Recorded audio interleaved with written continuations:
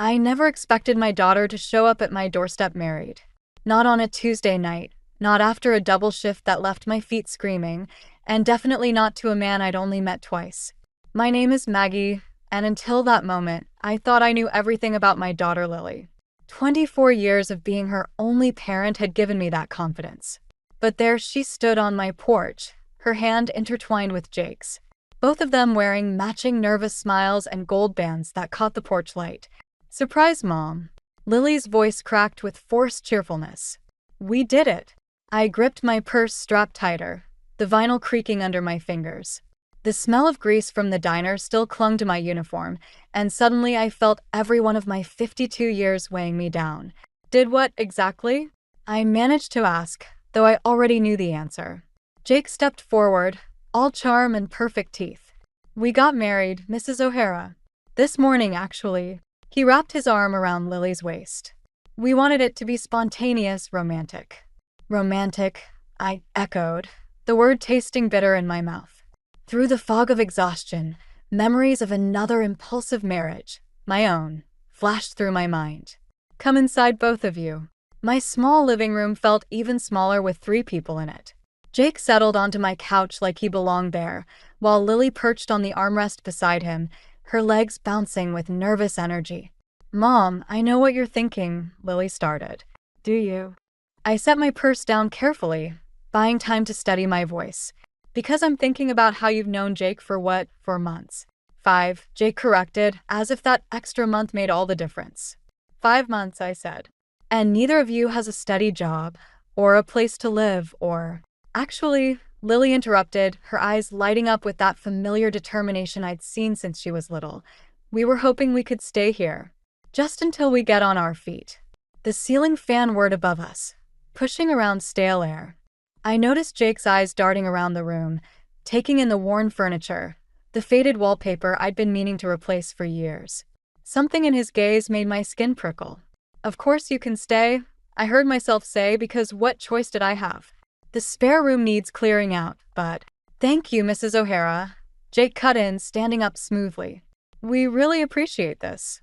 I promise we won't be a burden." There was something practiced about his gratitude, like a sales pitch he'd given before. But Lily was beaming at him like he'd just promised her the moon, and I swallowed my unease. "I need to shower," I said, retreating toward the hallway. "We can talk more over dinner." "Oh, we already ate," Lily called after me. "But Jake can bring our bags in while you clean up." In the bathroom, I turned the water as hot as I could stand it. Through the thin walls, I heard them whispering, followed by the front door opening and closing. My reflection in the steamy mirror looked haunted. The last time I'd seen that look on my face was 25 years ago, when I'd made my own impulsive decision that changed everything. But this was different, I told myself. Lily was smarter than I had been. Jake seemed nice enough. So why couldn't I shake this feeling that I'd just invited a fox into my henhouse?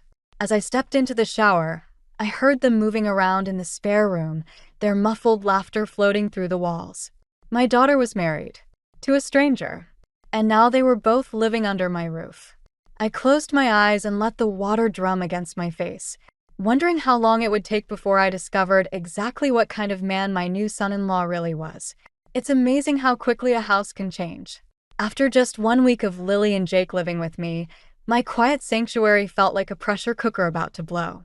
I was washing dishes when I heard them arguing in the spare room again.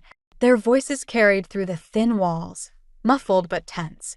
These spats had become more frequent, always about money, always ending with Lily in tears and Jake storming out. The front door slammed right on cue. I dried my hands and waited, counting down in my head. 3, 2, 1. "Mom." Lily appeared in the kitchen doorway, eyes red-rimmed. "Do you have any aspirin?" "Top cabinet, left side." I watched her reach for the bottle, noticing how her wedding ring caught the afternoon light. "Want to talk about it?" "It's nothing." She swallowed 2 pills dry. "Jake's just stressed about job hunting." I bit back the urge to point out that Jake spent more time networking at bars than actually looking for work. Instead, I asked, "How about we grab lunch?" "My treat." "Can't. Jake's taking the car to meet some business contact." She slumped against the counter. "He thinks this guy might have an opportunity for him." "Another opportunity." Last week it was cryptocurrency.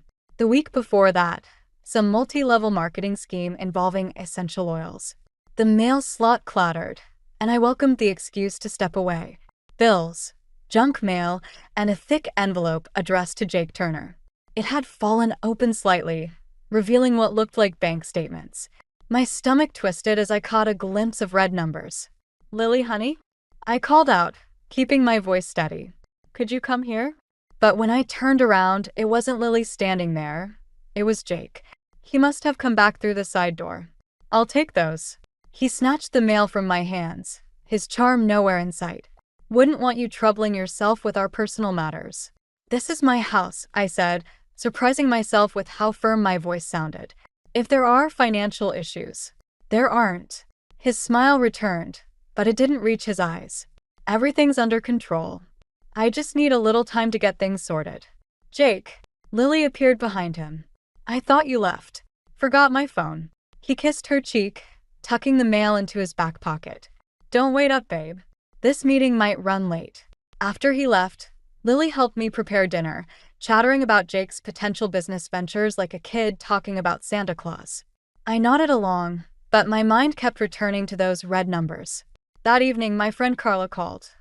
"How's married life treating you?" she asked, her voice dripping with sarcasm. "I think Jake's in trouble, Carla." I lowered my voice, though I was alone in my bedroom. "Deep trouble." "What kind of trouble?" "I don't know yet. But something's not right." I described the mysterious meetings, the arguments, the glimpse of those bank statements. "Want me to run a background check?" As a real estate agent, Carla had connections. "Just to be safe?" I hesitated. It felt like a betrayal, but the memory of Jake's cold eyes when he grabbed that mail haunted me. "Give me his full name and date of birth if you can get it," she said. "I'll be discreet." After hanging up, I heard the front door open. Jake's voice drifted up the stairs, followed by Lily's excited squeal. I crept to the landing and listened. "It's perfect, babe," he was saying. "Once we get the loan, we can start fresh. No more living under mommy's roof." "But how?" Lily asked. "We don't have any collateral." "Don't worry about that." Jake's voice dropped lower, but I caught his next words clearly. "Your mom's house is worth way more than we need." I gripped the banister, my knuckles turning white. In that moment, I realized this wasn't just about protecting my daughter anymore. I was fighting for everything I'd spent my life building. And Jake Turner had just declared war. Carla's text came at 3 in the morning. "Check your email." Now. I sat up in bed, fumbling for my reading glasses. The bright screen made my eyes water as I opened the attachment. What I saw made my stomach drop. Jake Turner wasn't even his real name. I scrolled through page after page of court records, bankruptcy filings, and restraining orders. James Thomas Kelly had quite the history. 3 ex-wives, all of whom he'd financially ruined. The pattern was always the same: marriage, joint accounts, forged documents, emptied savings. Then he'd vanish, only to resurface in another state with a new name and a new target. My hands were shaking as I got dressed. The pre-dawn air felt electric as I paced my kitchen, waiting for Carla to arrive. When headlights swept across my window, I nearly jumped out of my skin. "You look like hell," Carla said, stepping inside. She carried a thick manila folder. "There's more. Worse than 3 previous wives? He's got warrants in 2 states." She spread the documents across my kitchen table. "And look at this, he's already filed paperwork to add his name to your deed." "That's impossible." But there it was in black and white, a half-completed application with my forged signature. I never signed anything. "Keep looking." Buried in the stack was a loan application. My house was listed as collateral for $250,000. The signature looked exactly like mine. "He must have practiced," I whispered, touching the forgery. "All those times he was job hunting, he was practicing my signature." A floorboard creaked upstairs. We froze, staring at each other as footsteps approached the stairs. "Mom," Lily called out. "Why are you up so early?" Carla and I scrambled to gather the papers. I shoved them into the folder just as Lily appeared in the doorway, wrapped in her bathrobe. "Carla." Lily blinked in confusion. "What's going on?" "Just some real estate stuff," Carla lied smoothly. "Your mom's thinking about refinancing." At 3 in the morning? Before I could answer, the side door opened. James, whatever his name was, stepped in from the garage. He wore a suit I'd never seen before, looking fresh despite the early hour. "Ladies," he said, his smile never wavering. "Having a party without me?" My skin crawled at how easily he could lie, how natural that charm seemed even now. I clutched the folder tighter. "Just catching up," I said, matching his casual tone. "You're out early. Another meeting." He kissed Lily's cheek. "Actually, I need to talk to you about something, Maggie." "Got a minute?" "I should go," Carla announced, but her eyes met mine with clear warning. "Don't let him know what you know." After Carla left, Lily drifted back upstairs to shower. Jake sat across from me at the kitchen table, exactly where those damning documents had been spread moments ago. "I've been thinking," he began, "about how to thank you for your hospitality." "Oh, I want to help with the mortgage. In fact," he reached into his jacket, "I've got some papers that could really ease your financial burden." He pulled out a document identical to the one I'd just seen. My stomach lurched. "Just need your signature," he said, sliding it across the table. "Then we can really be family." I stared at the paper, at his manicured hands, at the wedding ring that probably wasn't his first. Or second. Or third. "I'll need to think about it," I heard myself say. Something dark flickered behind his eyes, just for a moment. "Of course. Take your time." He stood, straightening his tie. "But not too long. Opportunities like this don't last forever." The threat in his voice was subtle but clear. As he headed upstairs to join Lily, I pulled out my phone and typed a quick text to Carla. "He's making his move. What do we do?" Her response came seconds later. "We fight back. But first, we need to tell Lily the truth." I closed my eyes, remembering the adoring way my daughter looked at her husband. This would destroy her. But if I didn't act soon, he would destroy us all. The folder of evidence felt like it was burning a hole in my purse as I walked to my neighbor Tom's house. I needed someone outside this mess to tell me if I was crazy, if I was overreacting. Most of all, I needed someone who wouldn't judge me for what I was about to do. Tom was watering his roses when I approached. He took one look at my face and turned off the hose. "Coffee?" he asked, already heading toward his door. Inside his kitchen, everything was neat and organized, the opposite of the chaos my life had become. Tom set 2 mugs on the counter and waited while I spread out James's documentation across his table. "Jesus," he whispered, examining the forged signatures. "And Lily has no idea? She's in love." The words tasted bitter. "Or thinks she is. Have you gone to the police?" I shook my head. "The moment I do that, I lose her. You don't know Lily, she'll see it as a betrayal. She'll run away with him." Tom studied the restraining orders from Jake's previous wives. "Maybe that's better than letting him steal everything you've worked for." Before I could respond, my phone buzzed. A text from Carla, 911. "Jake at bank right now. Trying to process loan." My hands started shaking so badly I nearly dropped the phone. Tom read the message over my shoulder. "Go," he said. "I'll clean this up and bring the documents to your house." I broke every speed limit getting to the bank. Through the glass doors, I could see Jake at a desk with a loan officer, wearing that same perfect suit, that same perfect smile. My entrance must have looked wild because several heads turned. "This man is committing fraud," I announced, loud enough for everyone to hear. Jake's smile flickered but didn't fade. "Maggie," he said smoothly, "there seems to be a misunderstanding. I'm just helping with your refinancing, remember? We discussed this." The loan officer looked between us, confused. "Mrs. O'Hara? You did sign these documents, correct? Those signatures are forged." My voice shook. "And this man isn't Jake Turner. His real name is James Kelly, and he's wanted in 2 states. The room went silent. Jake's facade cracked for just a moment, showing something dark and dangerous underneath. Then my phone rang, Lily's ringtone. "Mom." She was crying. "Why is Tom here with a bunch of papers about Jake? What are you doing?" Jake stood up, straightening his tie. "I should go check on my wife," he said to the loan officer. "She sounds upset." "Don't you dare." I stepped between him and the door. "Don't you go near her." "Or what?" He leaned in close, whispering so only I could hear. "You'll lose her anyway. At least my way. She gets to keep her illusions about love." The loan officer was on the phone, presumably with security. Jake used the distraction to slip past me, but I grabbed his arm. "You want to play it this way?" he hissed. "Fine. But remember, I'm the one she trusts. I'm the one she'll believe. And by the time she realizes the truth, it'll be too late for both of you." He yanked free and walked out, leaving me standing there with my evidence and my fury. My phone kept ringing Lily, then Carla, then Lily again. The loan officer approached cautiously. "Mrs. O'Hara? We'll need to file a report." But I was already moving. Because Jake was right about one thing, Lily would believe him. Unless I dialed a number I'd been staring at for days. Angela Kelly, Jake's first wife. "Hello." A tired voice answered. "My name is Maggie O'Hara," I said, walking to my car.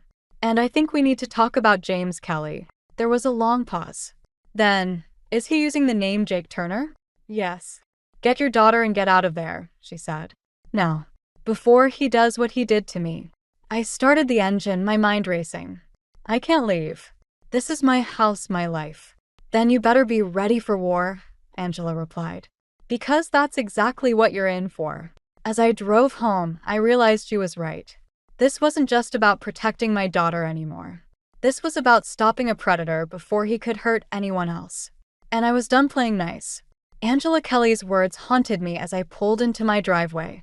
The house was dark except for the kitchen light, where I could see Jake and Lily's silhouettes through the window. They were arguing again. I sat in my car watching them.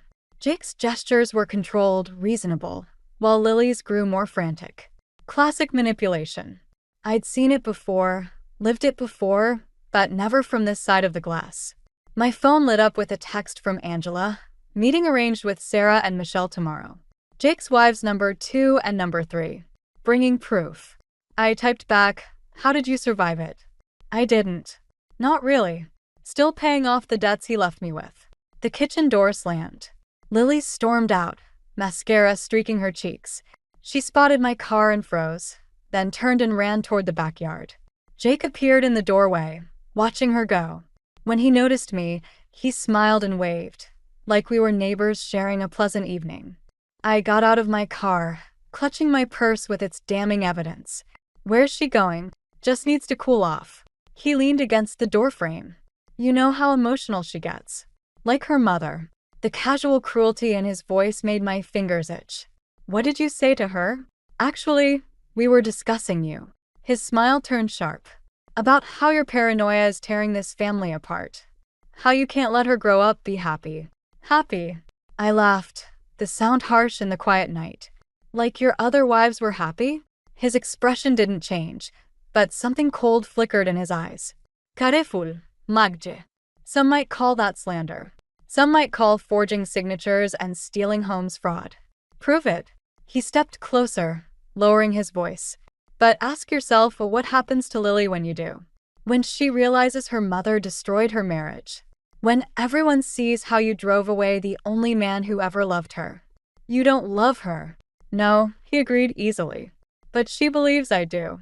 And that's what matters, isn't it?" A noise made us both turn. Lily stood at the corner of the house, her face pale in the porch light. How much had she heard? "Mom." Her voice cracked. "What's going on?" Jake moved first, reaching for her. "Your mother's upset, baby. She's been imagining things. Don't touch her." The words came out like a growl. "Mom, stop it." Lily pulled away from both of us. "This is exactly what I was telling Jake. You're trying to control everything, just like always." "Lily, please." "No. I'm not a child anymore. I love Jake and he loves me, and you need to accept that or..." She swallowed hard. "Or maybe we shouldn't be here at all." Jake's arms slid around her shoulders, comforting and possessive. "Maybe that's best, sweetheart. We could leave tonight, start fresh somewhere else." My blood ran cold. This was his play. Isolate her, take her away, then bleed her dry like all the others. I couldn't let that happen. But if I showed my evidence now, she'd run straight into his trap. "No one's leaving tonight," I said, forcing my voice steady. "It's late. We're all tired. Let's talk in the morning." Jake's eyes narrowed, suspicious of my sudden calm. Good. Let him wonder what I was planning. "Fine," Lily muttered, pulling away from Jake. But this conversation isn't over. I watched them go inside, my daughter leaning on the shoulder of a predator. My phone buzzed again, another text from Angela. Got the police reports ready. Meeting set for 10 a.m. Tomorrow then. Tomorrow I'd have 3 of Jake's ex-wives, all their evidence, and one chance to save my daughter without losing her forever. But tonight, I looked up at my bedroom window, where a shadow moved against the light. Tonight, I had to share my roof with a man who'd destroyed 3 families before ours. A man who was probably already planning his escape route.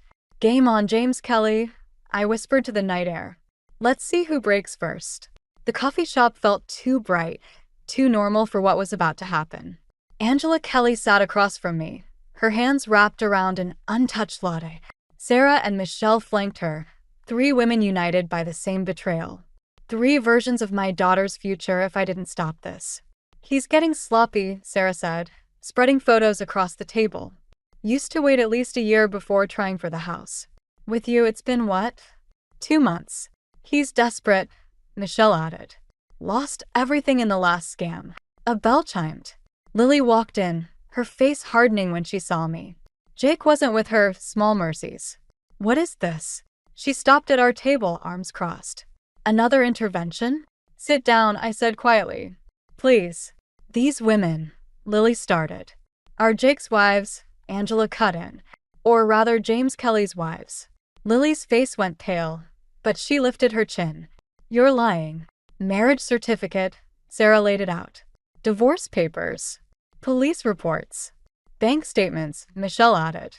Forged documents. Sound familiar. Lily's hands trembled as she picked up a photo. Jake with Angela, both younger, smiling at their wedding. The same smile he'd given her. This is... She swallowed hard. This can't be. The coffee shop door chimed again. Jake stood there, taking in the scene with calculated precision. His eyes locked with mine, and for a moment, I saw the mask slip completely. Quite the reunion, he said, walking over. Angela. Sarah. Michelle. You all look, well, exactly how I left you. Jake. Lily's voice cracked. What are they talking about? He sighed, pulling up a chair. It's complicated, baby. These women, they're from a dark time in my life. I was going to tell you. Like hell you were, Angela snapped. You were going to drain her accounts and disappear, just like you did to us. Is that true? Lily turned to him. The loan applications Mom found. The forged signatures. Jake's face softened with practiced concern. Your mother's been poisoning you against me from day one. Yes, I made mistakes. Yes, I have a past. But what we have is different. Different. Michelle laughed bitterly. That's what he told all of us. Lily, I reached for her hand. Look at the evidence. Look at what he's done. But Jake was faster. He grabbed Lily's arm, pulling her close. We can start fresh. Right now. Leave all this behind. I love you, isn't that what matters? Don't touch her. I stood up, but Jake's next words froze me. Tell them about the baby, Lily. The world stopped. Lily's hand drifted to her stomach, tears streaming down her face. I'm 6 weeks, she whispered. Jake's triumphant smile told me everything. He'd won. No matter what evidence we had, no matter what truths we revealed, he'd ensured his connection to our family was permanent. Congratulations, he said to me, his voice dripping with mock sincerity. You're going to be a grandmother. Lily pulled away from all of us, backing toward the door. I can't. She ran. Jake moved to follow, but Angela blocked his path. Let her process, he said smoothly. Maggie, you've done enough damage for one day, don't you think? I watched my daughter disappear into the parking lot, my chest tight with panic. Jake gathered his coat, every movement deliberate.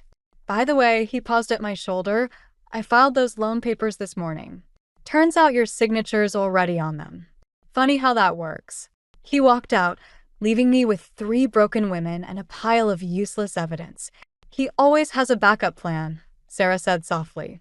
Always finds a way to make you doubt yourself. My phone buzzed, a text from Lily. Don't follow me. I need time. I sank back into my chair, the weight of failure crushing me. I'd tried to protect my daughter, but instead, I'd pushed her further into Jake's arms. Now he had everything, my daughter, my future grandchild, and soon my home. What do I do? I asked the women who'd lived this nightmare before me. Angela reached across the table, gripping my hand. We fight. Harder than before. Because now it's not just about Lily anymore. 3 days of silence from Lily felt like 3 years. I'd worn a path in my kitchen floor from pacing when Tom knocked on my door that rainy evening.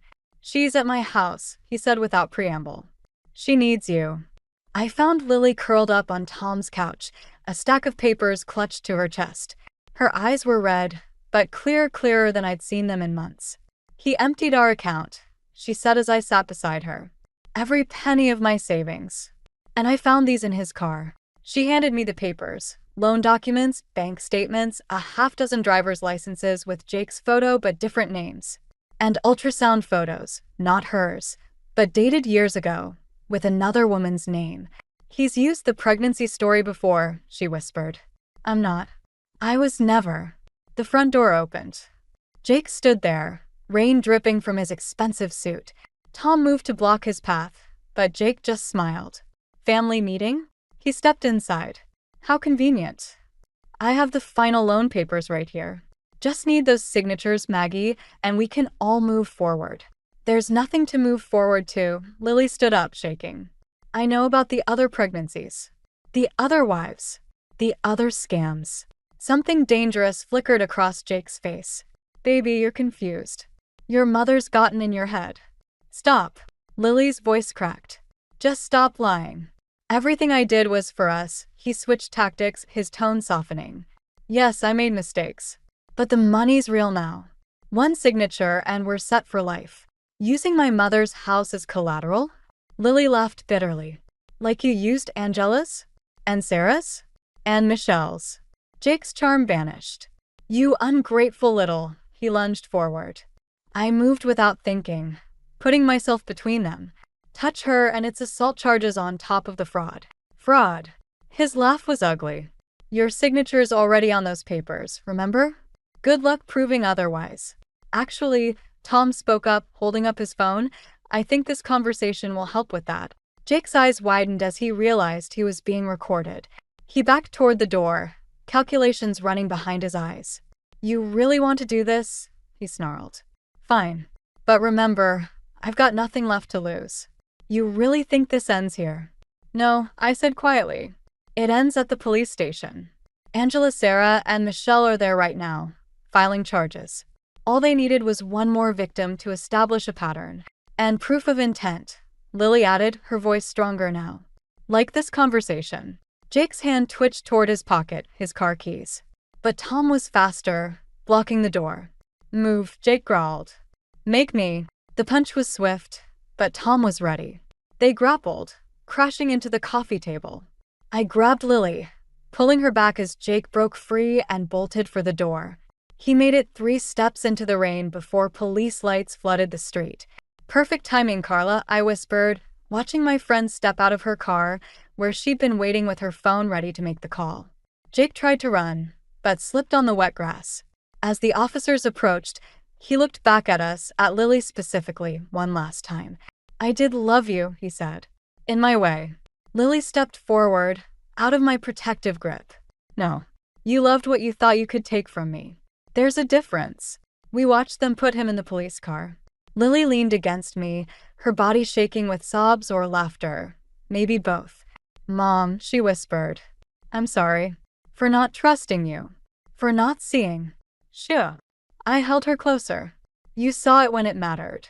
Tom came up beside us, sporting what would become an impressive black eye. Let's get you both inside. I think this calls for something stronger than coffee. As we turned to go in, I caught a glimpse of our reflection in Tom's window, mother and daughter, battered but unbroken. Jake had tried to tear us apart, but in the end, he'd only proved what I'd known all along. Our bond was stronger than any con man's game. The rain washed away Jake's tire tracks as the police car disappeared around the corner, taking with it all his false promises and paper dreams. 6 months after Jake's arrest, I found myself back at the same coffee shop where everything had fallen apart. This time, I sat across from Angela, Sarah, and Michelle, watching them pass around photos of Jake's sentencing. 10 years. Angela said, sliding the envelope across the table. Plus restitution to all of us. Small comfort, Michelle added, stirring her coffee. But better than nothing. The bell chimed, and Lily walked in. She looked different now, stronger, more herself.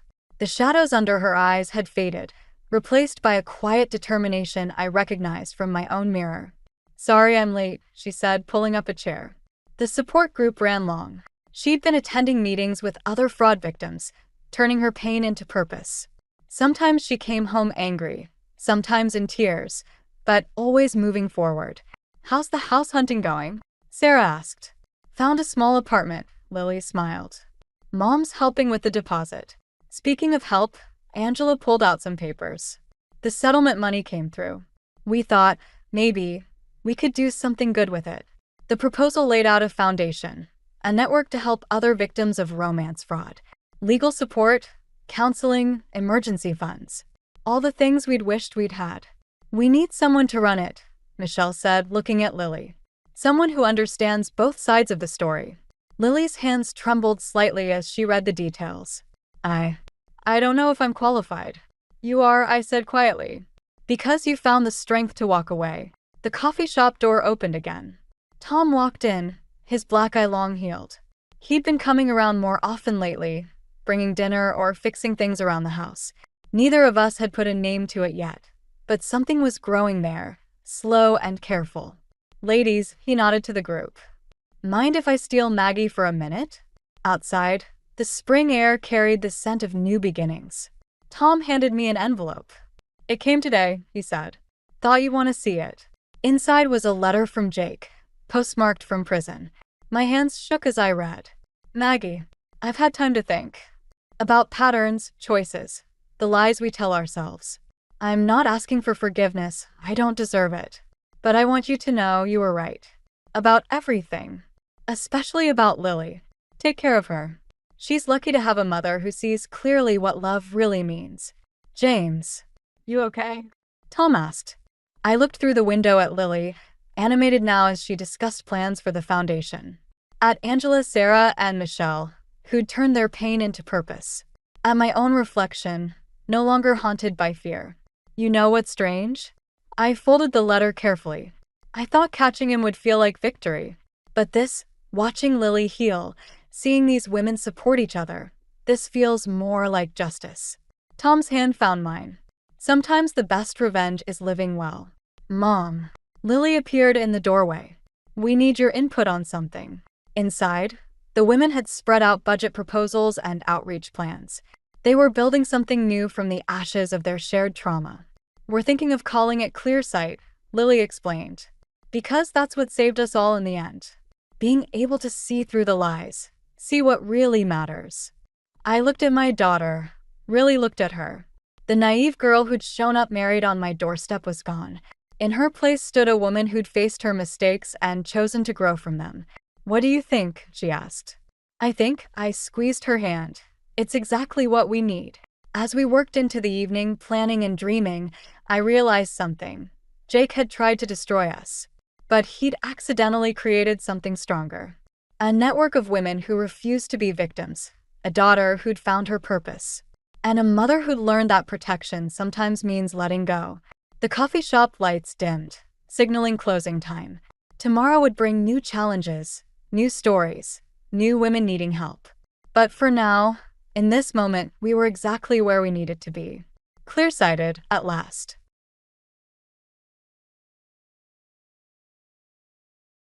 I'm Cheryl, and I gained 5 at the start of last year as a result of overindulging in upscale cuisine. I'm currently 49 years old and attempting to reduce my weight in time for the holidays. My goal is to shed 5 now so that it won't be a huge concern if I put them back on over the holidays. Correct. You had to be joking. From Christmas until New Year's, there is an abundance of delectable cuisine. Having this difficulty makes you joyful. It's likely that I will also purchase Valentine's Day chocolates for myself. Oh my, I'm drooling already. It appears that I will put on weight this year once more. Well, anything. Today, I have a story from winter that I'd like to share with you. It's about something that happened when I was 28 years old. After dating for several years, my boyfriend Paul and I got engaged, and I introduced him to my parents. This was the so-called marriage greeting. My parents liked Paul, and everything was supposed to go smoothly. But then my older sister Laura, who was 3 years older than me, came home from work, and there was an issue. She became fixated on Paul. It's strange, but when you're sisters, you can sense each other's feelings. I could tell right away that she had fallen in love with Paul the moment she saw him. I hoped it was just a fleeting crush, but when she shook his hand, she blushed and held on a little too long. Even when she talked to him, there was this dreamy look in her eyes. I didn't think it was right for her to act like that toward my fiancé, but maybe she didn't even realize she was doing it. Emotions can be hard to control, so I decided to pretend I didn't notice, hoping my sister wouldn't act on her feelings. However, after Paul left, my sister, fresh out of the bath and still wrapped in a towel, confronted me. "You should call off the engagement," she said. According to her, Paul was a womanizer, and I could find someone better. She kept criticizing him, but she didn't have any real reason for saying that. "Why do you think he's a player?" I asked her. "It's a woman's intuition," she replied. The thing is, my sister has never had a boyfriend, so how could I trust her woman's intuition when she has no experience with men? I decided I should trust Paul, whose character I've known for years. I casually brushed off my sister's advice, saying, "Yeah, I'll be careful," without taking it too seriously. After that, Paul started visiting our home often. He said he wanted to build a good relationship with my family, so I invited him over, feeling comfortable about it. My parents were happy, and I hoped Paul would get along well with them, since he was going to be my husband. But while things should have been going smoothly, my sister had other ideas. She tried to get close to Paul in a different way. According to Paul, when I wasn't around, she would grab his arm, press her chest against him, and ask, "Don't you think Marion is a bit immature?" She even asked for his contact details, and once purposely fell down in a way that exposed her underwear. Paul said it was so over the top that it was actually funny. But I would have been worried if he was the kind of man to take it seriously. My sister believed she had a chance because Paul couldn't directly reject her since she was my sister. Every time they met, she would approach him with a sweet voice, saying, "Hey." It started with her falling in love at first sight, but it didn't help that Paul worked for a big company, which made him even more appealing to her. She told me, "He's reliable, has a face I like, and seems like the kind of man who can provide security for the future." She was completely taken by him. My parents saw all of this happening, but said nothing. In fact, it wasn't unusual for them to stay quiet when it came to my sister's actions. Honestly, she's always been the type who struggles with things. For example, if she's asked to warm up food, she might accidentally use a plastic dish that isn't heat-resistant, and it melts. She wasn't good at studying either or at sports. She often skipped swimming class by making excuses like hurting her foot, feeling unwell, or having skin problems. She wasn't great at schoolwork, sports, or even household chores.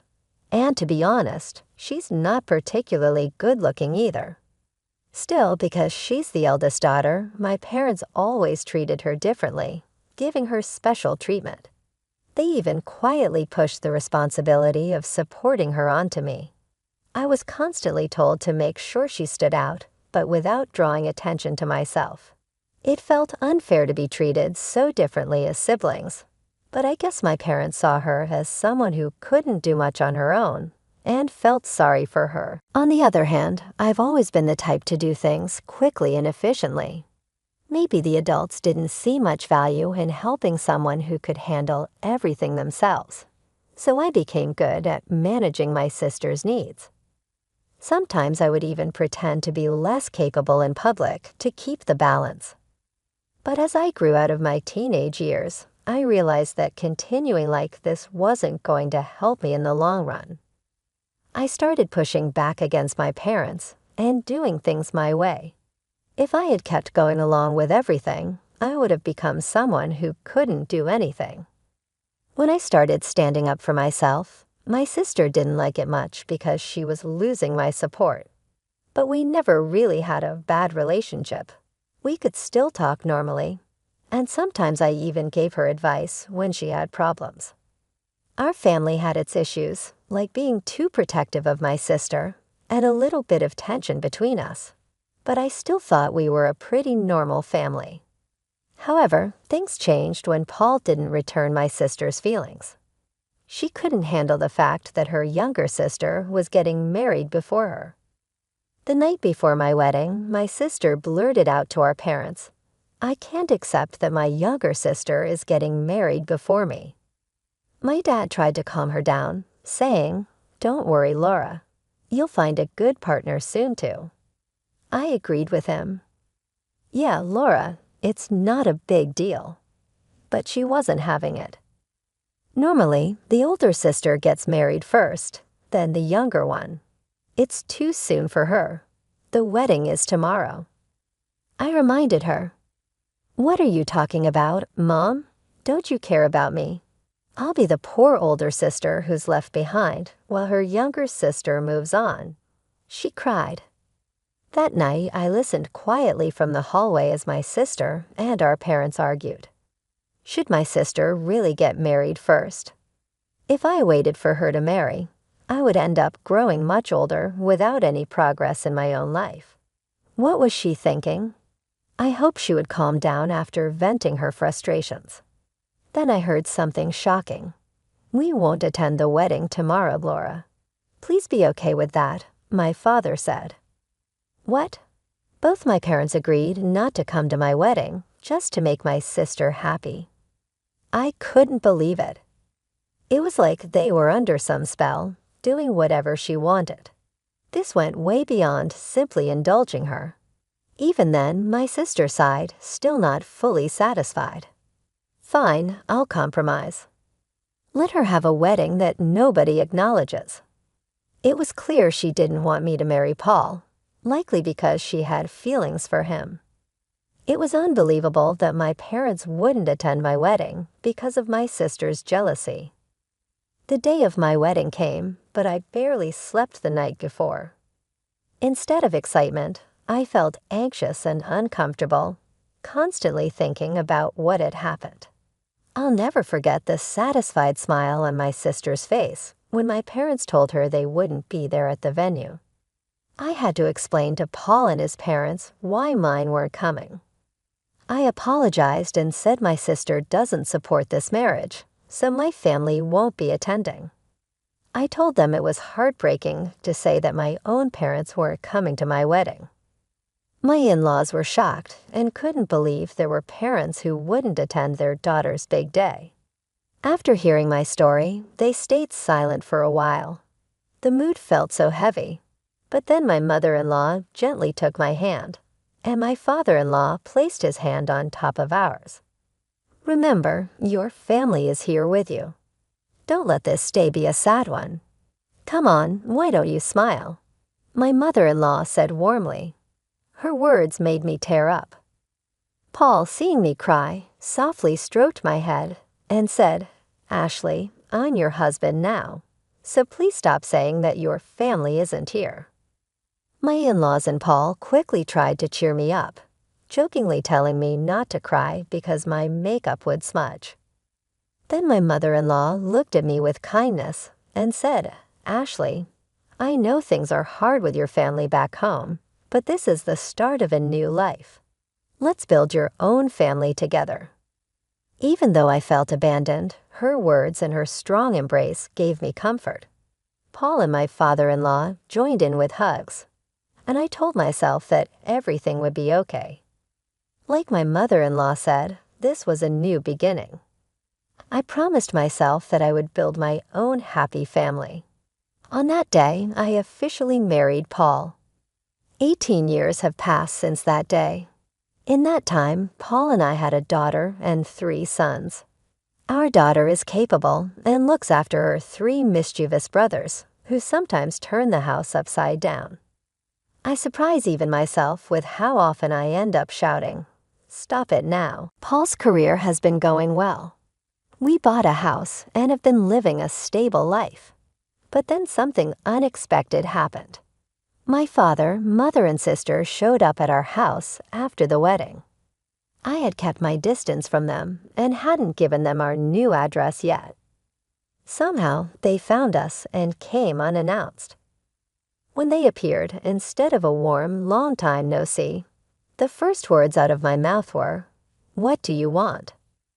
"I need a favor from you," my sister said.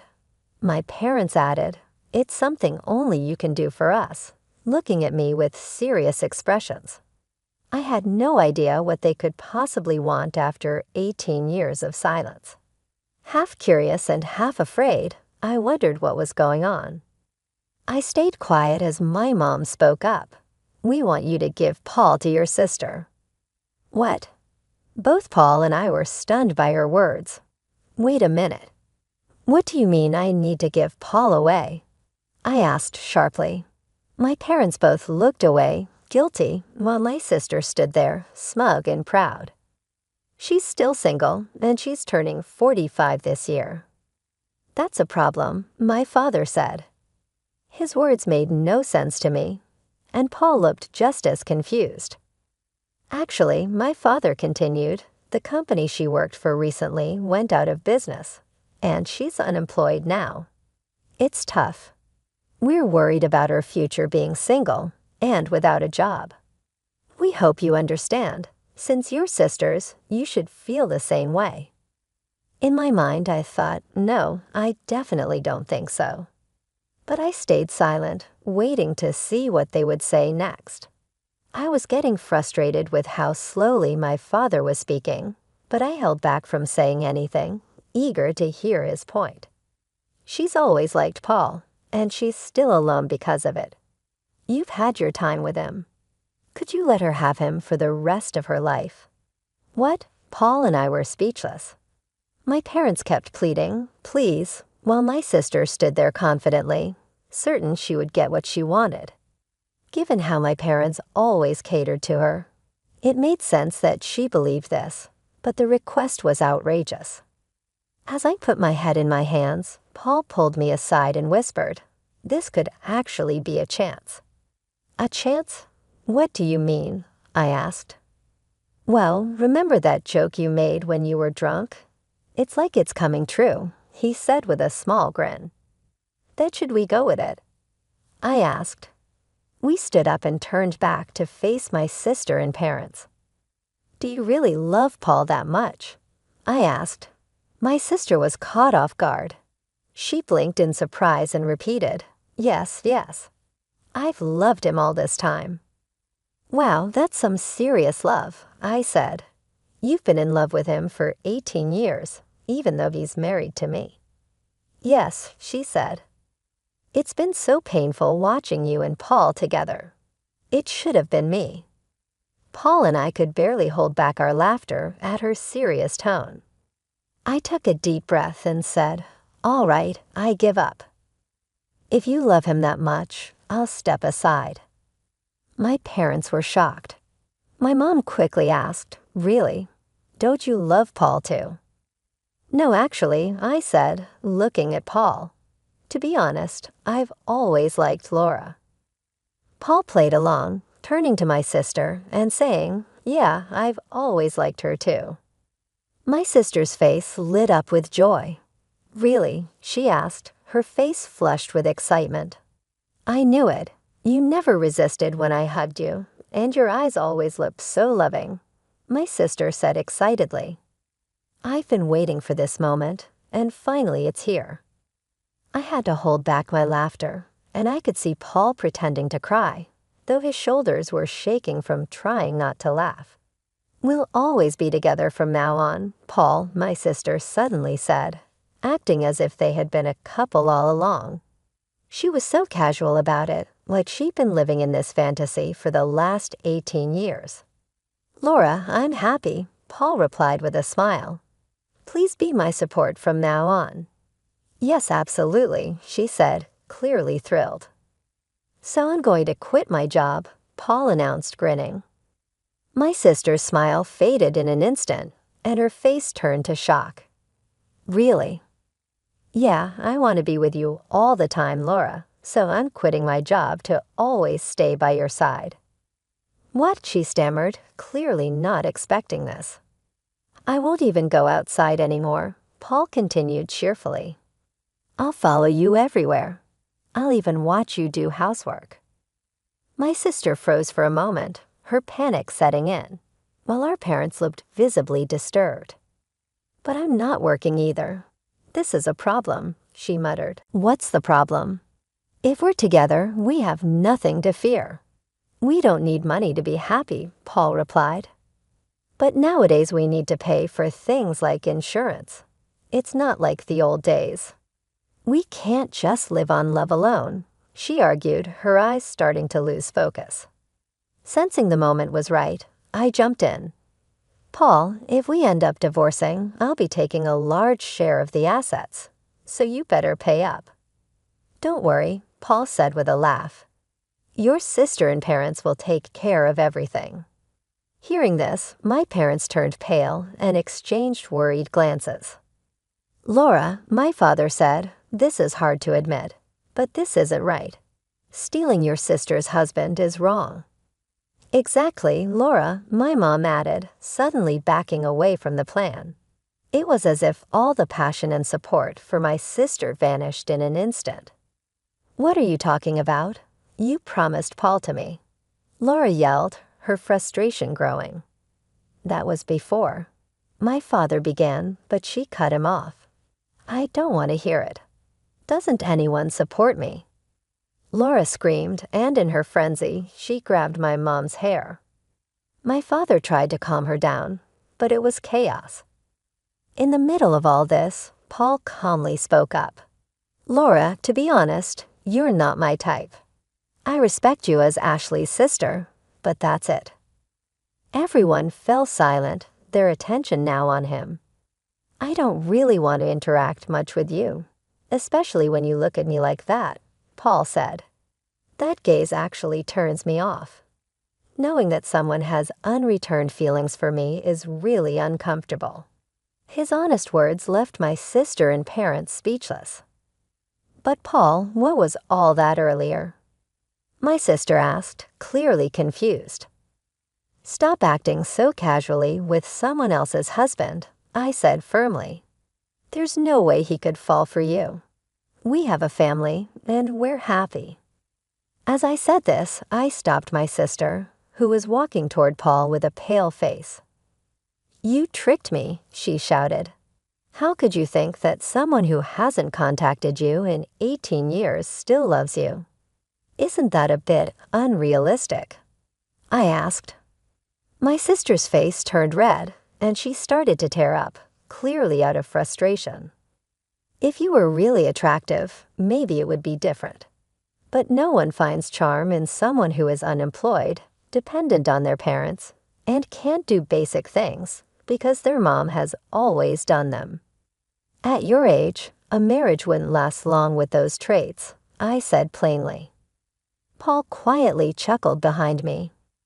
My sister, hit by the truth of my words, began to cry loudly, unable to stop. Our parents tried to comfort her, but they looked confused, as if they were realizing that what I said was true. "I'm not giving Paul to you," I continued, "so please give up." At that, she cried even harder, like a child throwing a tantrum. It was a sad sight for an adult, and it was clear she hadn't matured.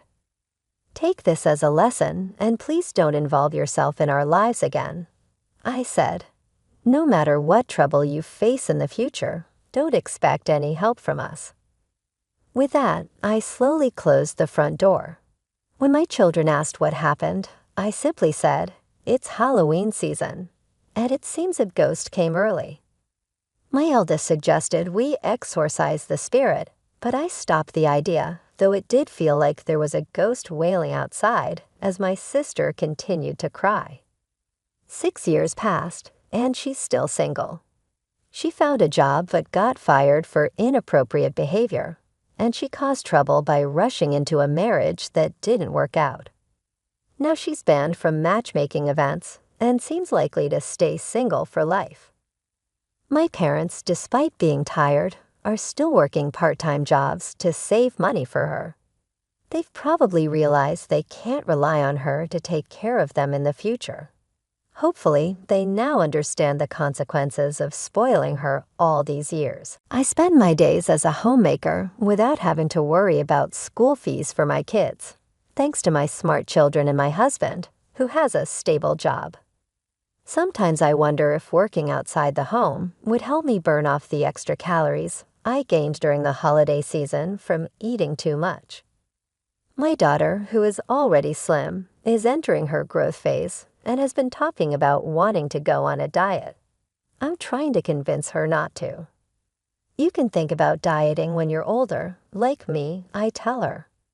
My 3 sons love dancing and recently showed off their skills at a local event where they won several awards. They proudly say, "We're going to be in Pearl Jam one day." So I really hope Pearl Jam stays together until they grow up. We regularly get visits from my in-laws, who are as dear to me as my own parents. We always enjoy delicious meals together. When the kids have their spring break, we plan to take a trip to a spa, and I'm excited about spending some quality time together. Although there were many challenges before marriage, my life since then has been filled with happiness. The bonds within our family have grown stronger, and I'm grateful for the love we share. I hope everyone stays healthy and lives long so we can continue to make precious memories together as a family.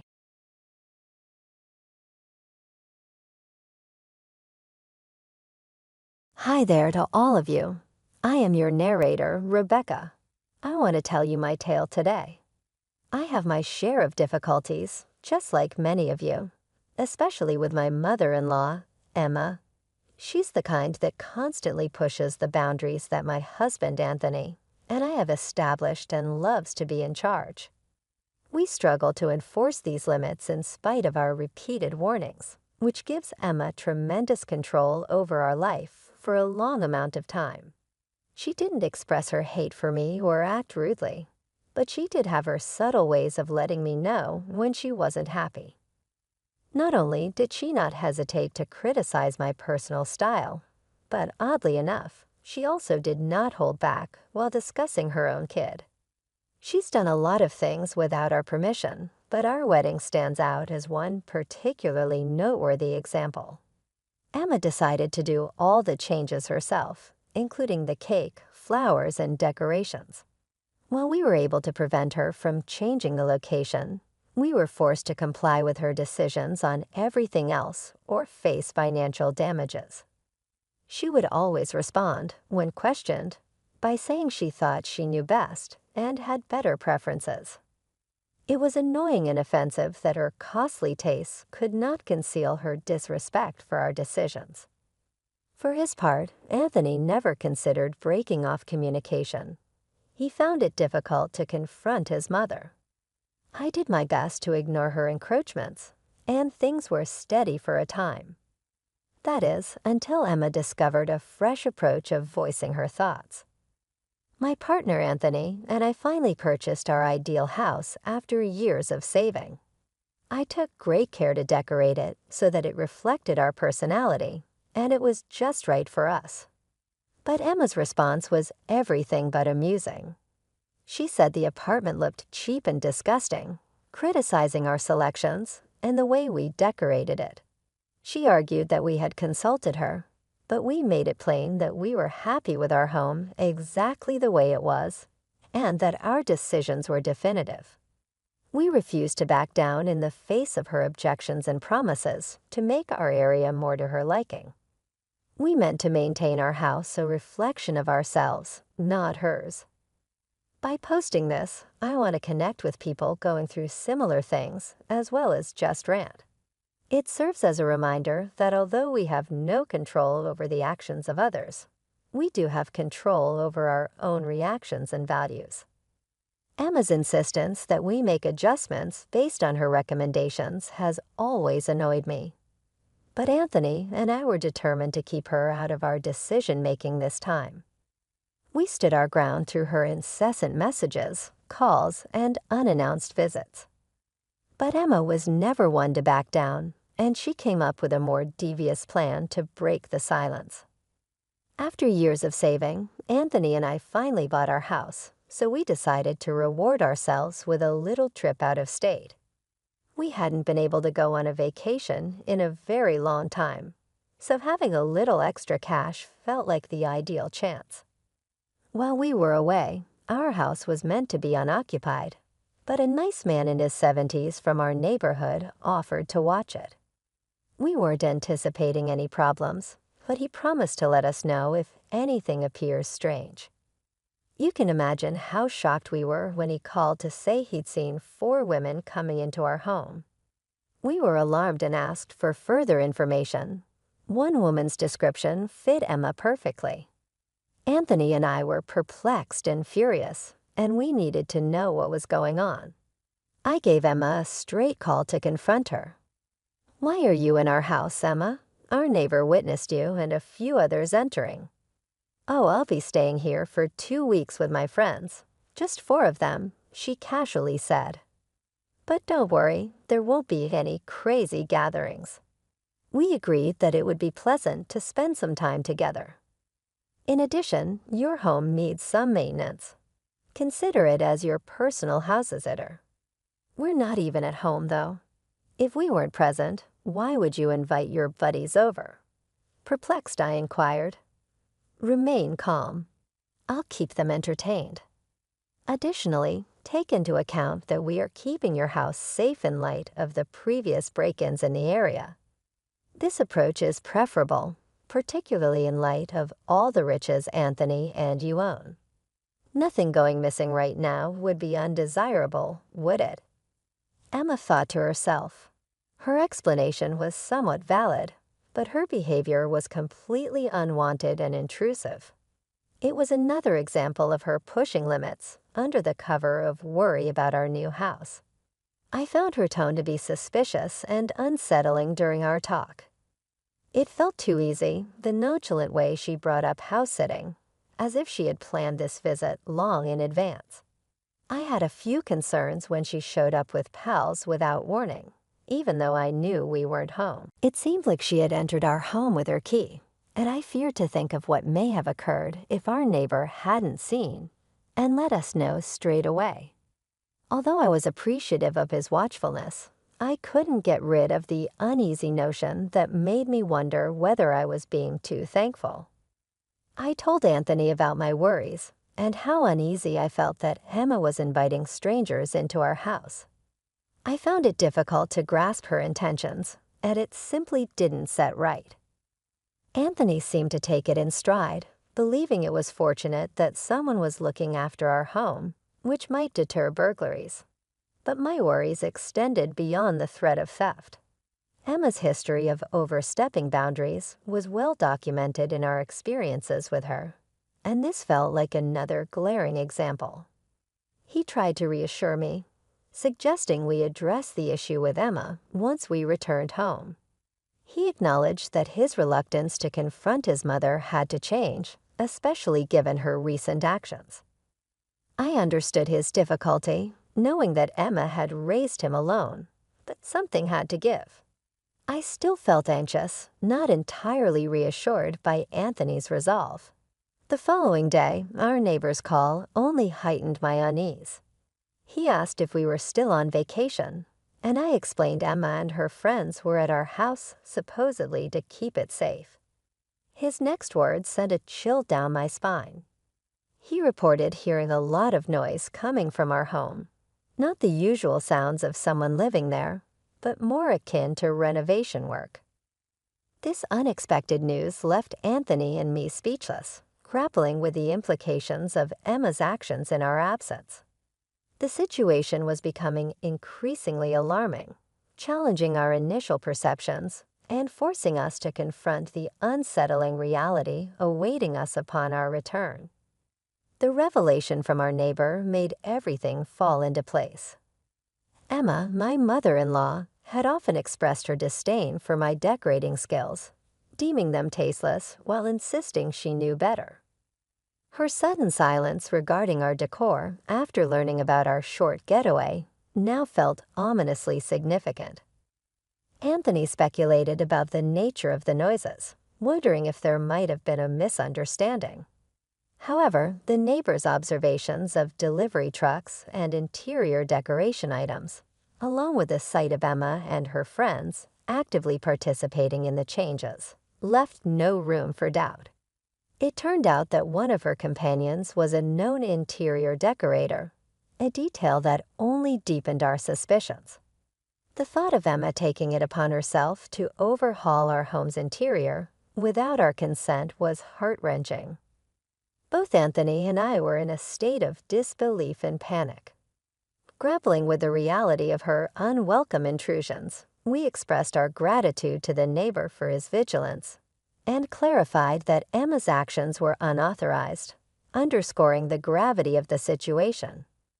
Overwhelmed by frustration and the urgent need to intervene, we knew we had to take action. I declared our vacation officially over.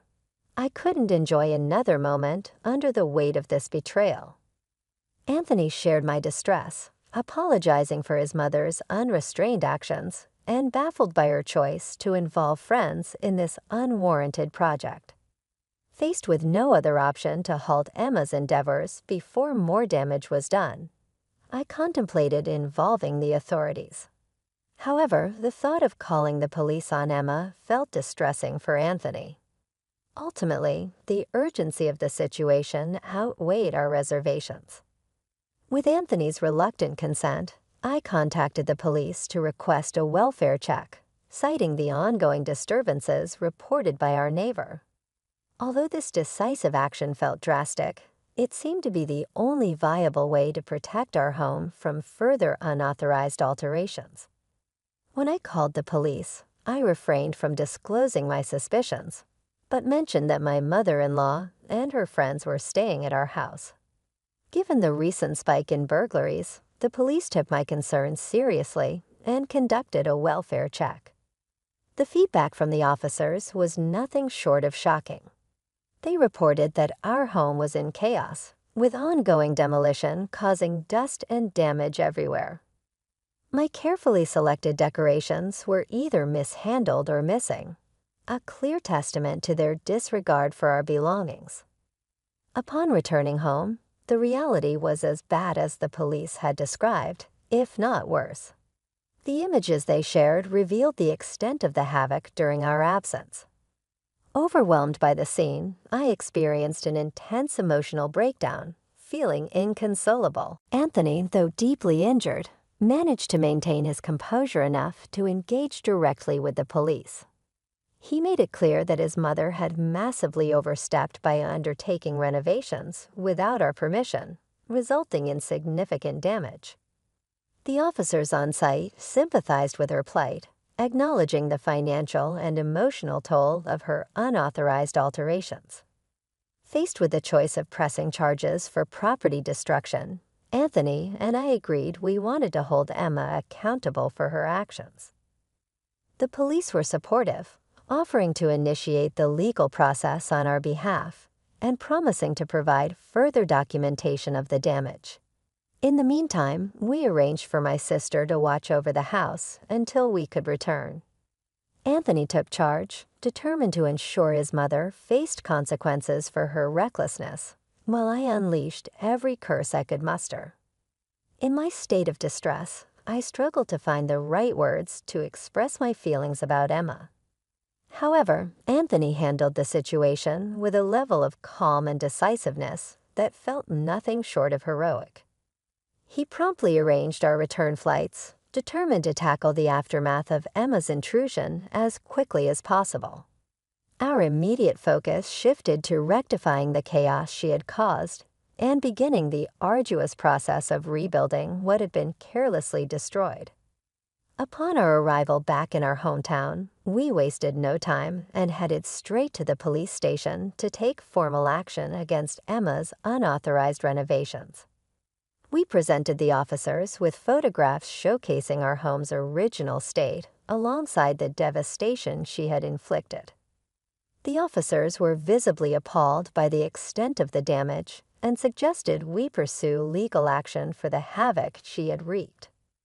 My frustration and anger reached a boiling point as I became resolute in ensuring Emma learned a harsh lesson for her actions. Our decision to confront her at the police station, where she was being held, stemmed from a desire to face her directly and make her understand the gravity of her behavior. When we finally saw Emma, she responded with a feigned innocence and confusion, questioning why she had been incarcerated, as if she were unaware of the chaos she had caused. Her lack of remorse, coupled with her insistence that she was merely helping us by imposing her taste on our home, was infuriating. Anthony equally insensitively challenged her delusion head-on, confronting her audacity and utter disregard for our wishes and property. Emma's defense dripped with entitlement as she asserted her intentions were to enhance our home, completely oblivious to the personal and financial turmoil she had created.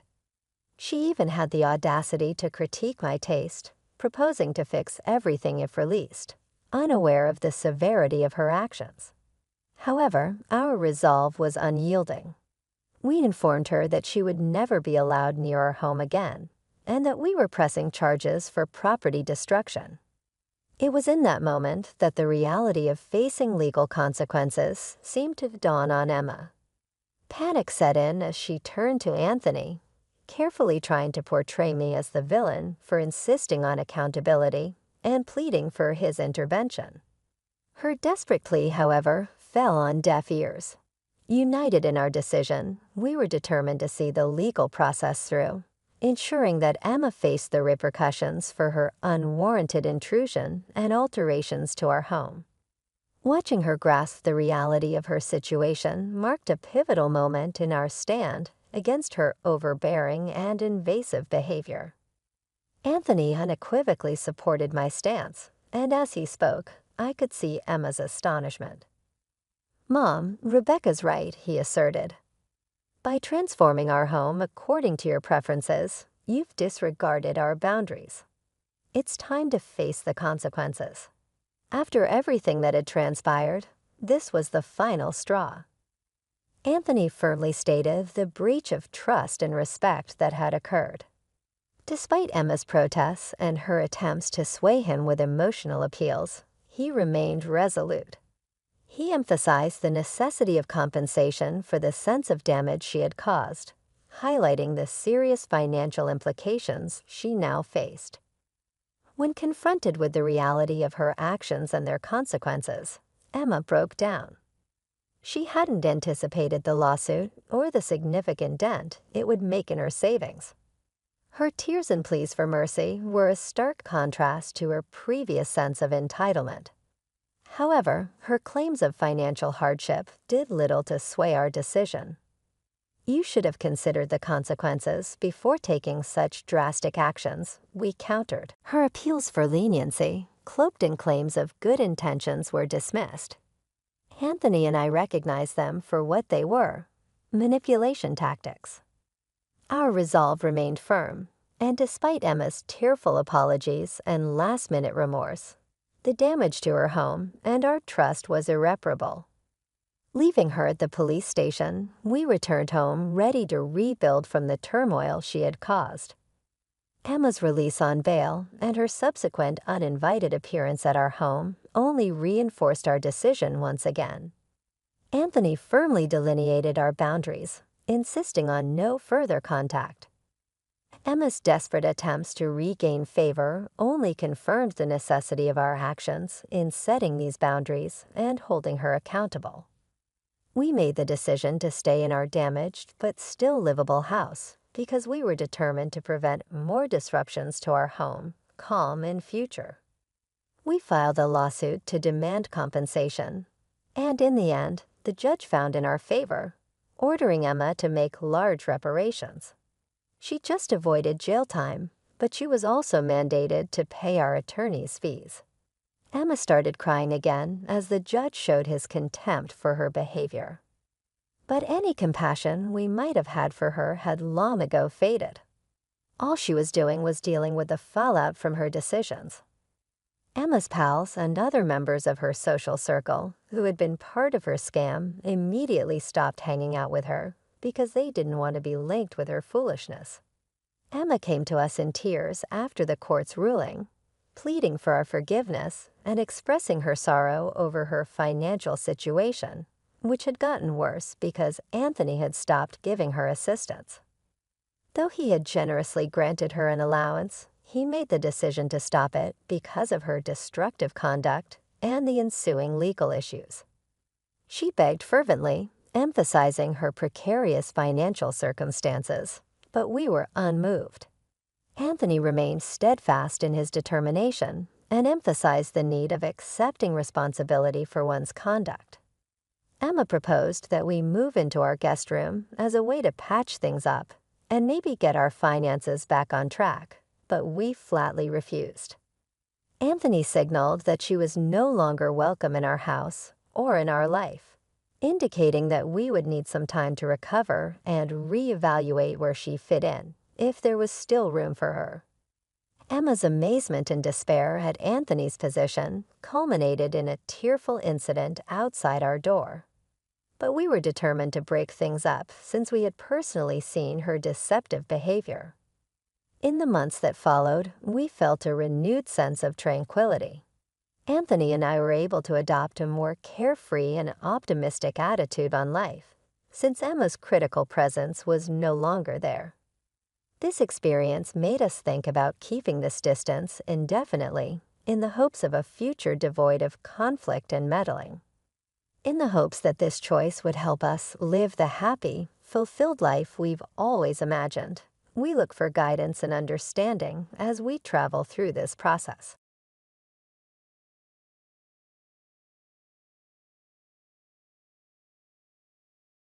It appears that you have amassed a substantial fortune, roughly $500 million. Everyone is enthusiastic right now and has started to make great plans. It seems like you're creating a lavish house with a dream kitchen on the horizon. Your mother-in-law is utterly fascinated by the concept. In the meantime, your spouse has made the decision to quit his work in order to launch a company with what he believes to be Cheryl's inheritance. Wait a minute, though. Cheryl hasn't really inherited anything yet. You're thinking of leaving your current position and going full-time into construction, but something doesn't seem right.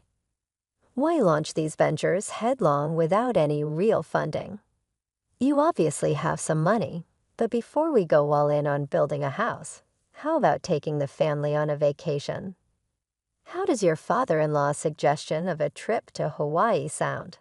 It seems like they want to do anything they want with the money you got from your mother, which would add even another level of complication to the situation. It enrages me to think of it. Although you're furious, you're not sure how to respond to the circumstance.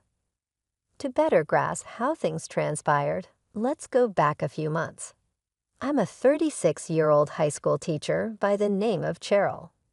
Cherry, my spouse, is a year my senior and works in an office.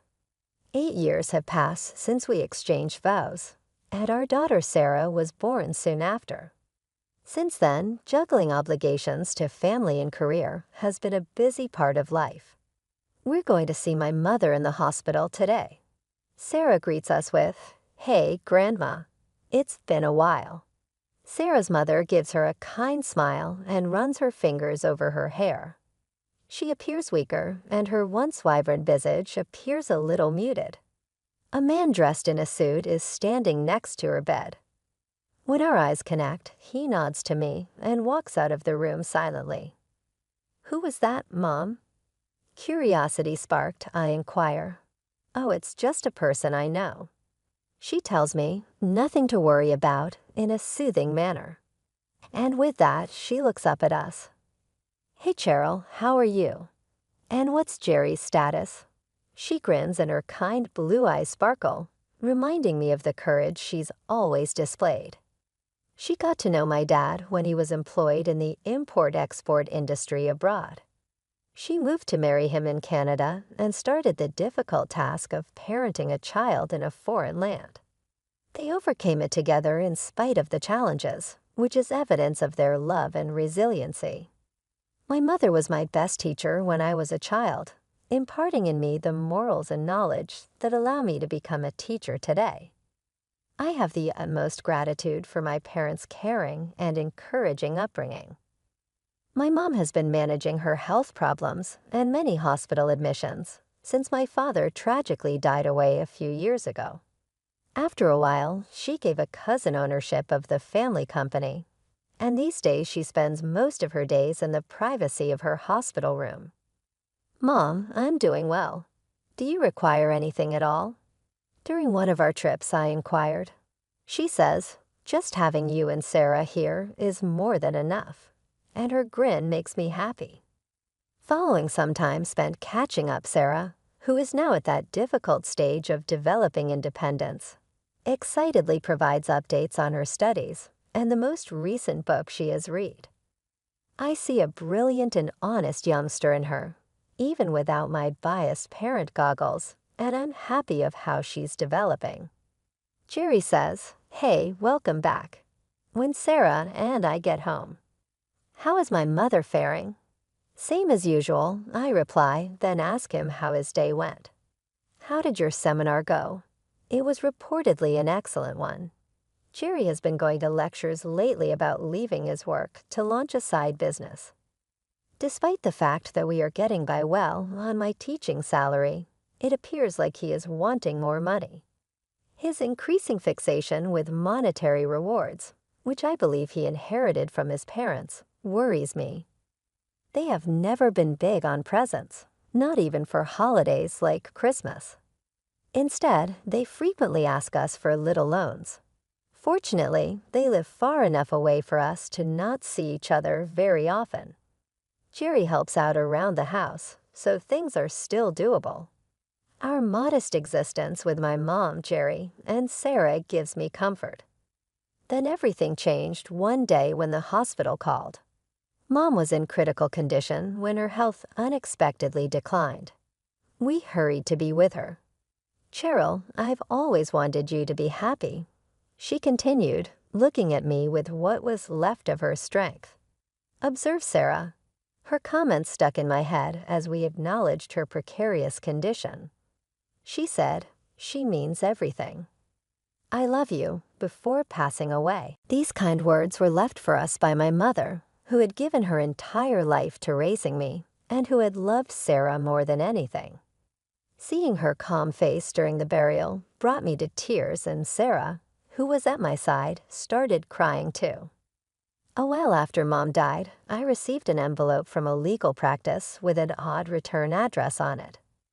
To my surprise, I found my mother's will inside, which bequeathed everything to me. I was very surprised by the terms of the will because Mom and I had never talked about inheritance. With the letter in hand, I determined that the best way to learn the specifics was to pay a visit to the legal office alone. Upon arriving, I was greeted by Mr. Roy, the attorney. "Hi, I'm Mr. Roy," he introduced himself. He wore glasses, the same man who had been in the hospital room when I visited my mom. "You were there when I visited my mom," I stated, recognizing him immediately. "Yes, we met briefly," Mr. Roy confirmed. "Your mom entrusted me with something very important," he added softly, his words almost bringing me to tears again. $500 million. I blurted out in shock upon hearing the figure he mentioned. "Yes, Cheryl. When your dad passed, you let your mom handle all the inheritance. Now, with what she saved and what she's left you after taxes, that's the sum," Mr. Roy explained. I was aware my parents had been well off, but I had never involved myself with their financial matters or asked for money after getting married. "It's overwhelming," I admitted, feeling slightly dizzy from the revelation. But I see it as a sign of love from my mom. I'll leave it in your hands, Mr. Roy. My mom cared about you deeply, and she asked me to assist you if needed. Feel free to talk to me about anything, Mr. Roy offered kindly. Thank you. I really appreciate it, I responded, nodding to Mr. Roy before leaving the room.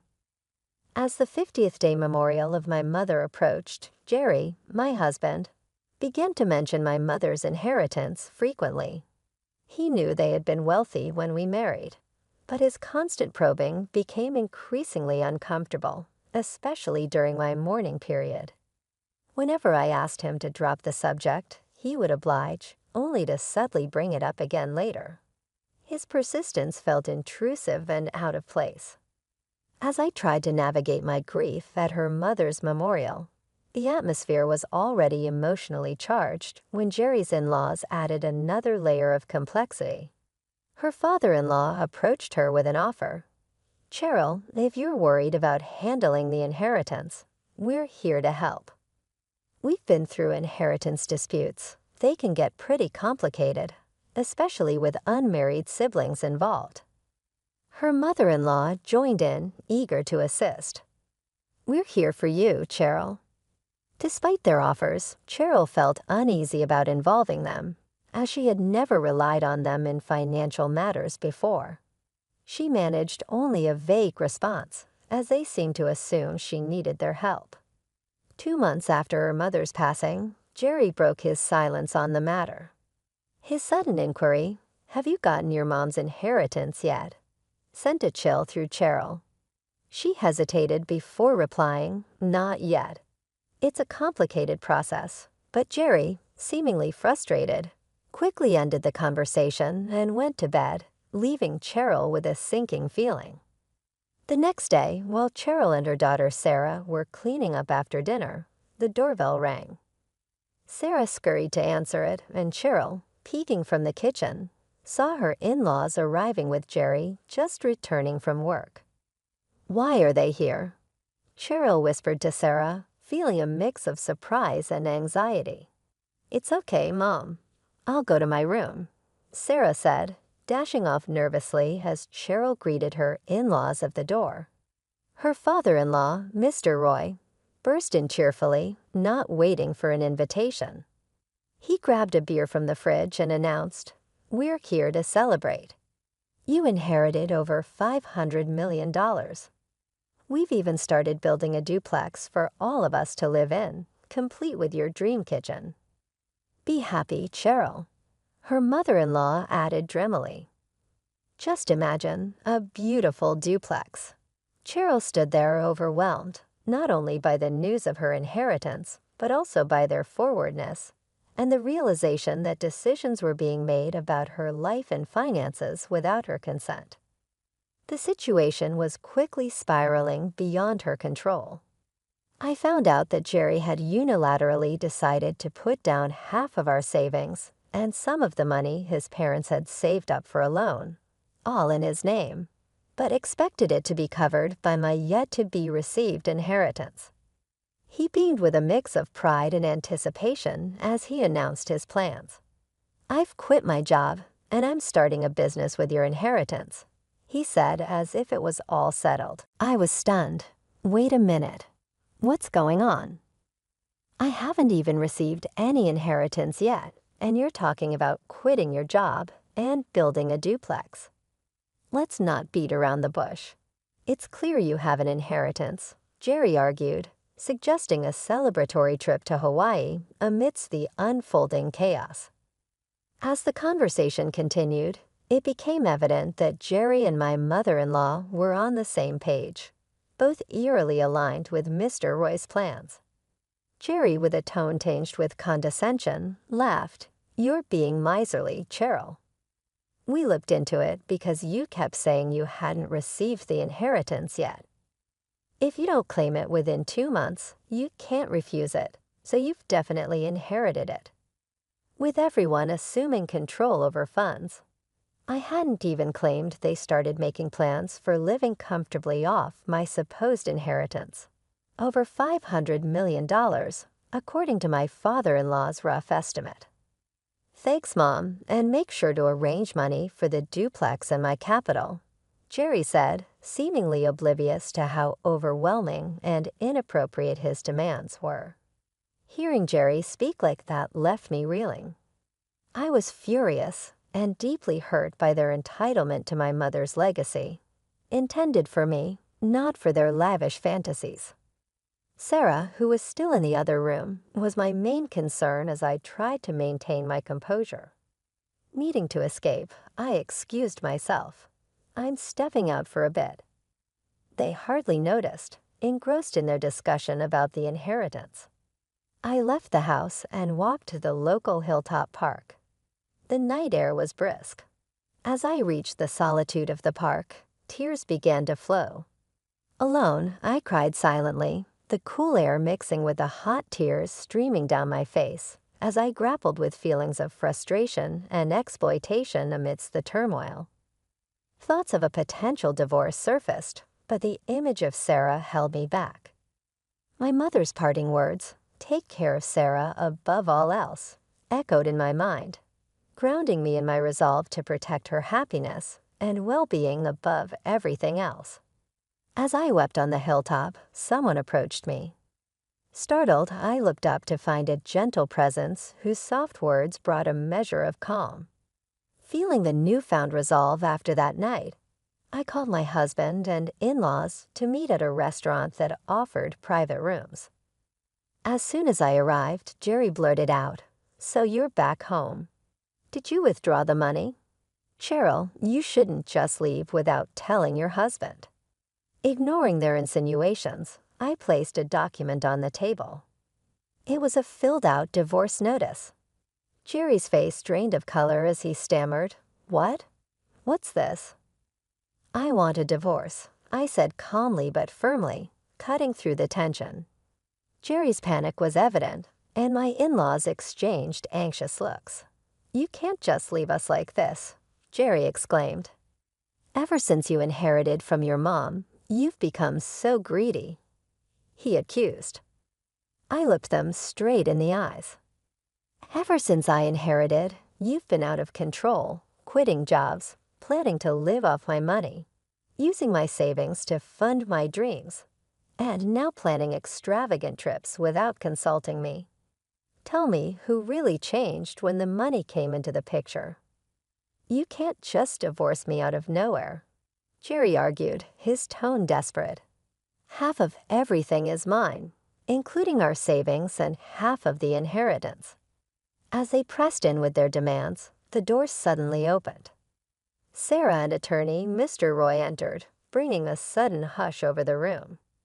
"Dad, Grandpa, Grandma, you should know better," Sarah said with a maturity beyond her years. Mr. Roy stepped forward. "Inheritance isn't shared property, right?" Mr. Roy nodded, stepping forward. "I'm attorney Mr. Roy, and Cheryl's mom entrusted me with her legal matters." "I've been advising Cheryl," he stated formally, leaving Jerry flustered. "Indeed," Mr. Roy continued. "Inherited property isn't shared. It's not subject to division." "What? That can't be right. Is this a mistake?" Jerry stuttered, confusion written all over his face. Their reactions confirmed their deep-seated belief that they were entitled to my inheritance. This misunderstanding, this entitlement, was all the more reason for me to pursue the divorce. I needed to protect not only my future, but also Sarah's, ensuring our lives were free from this toxic sense of entitlement.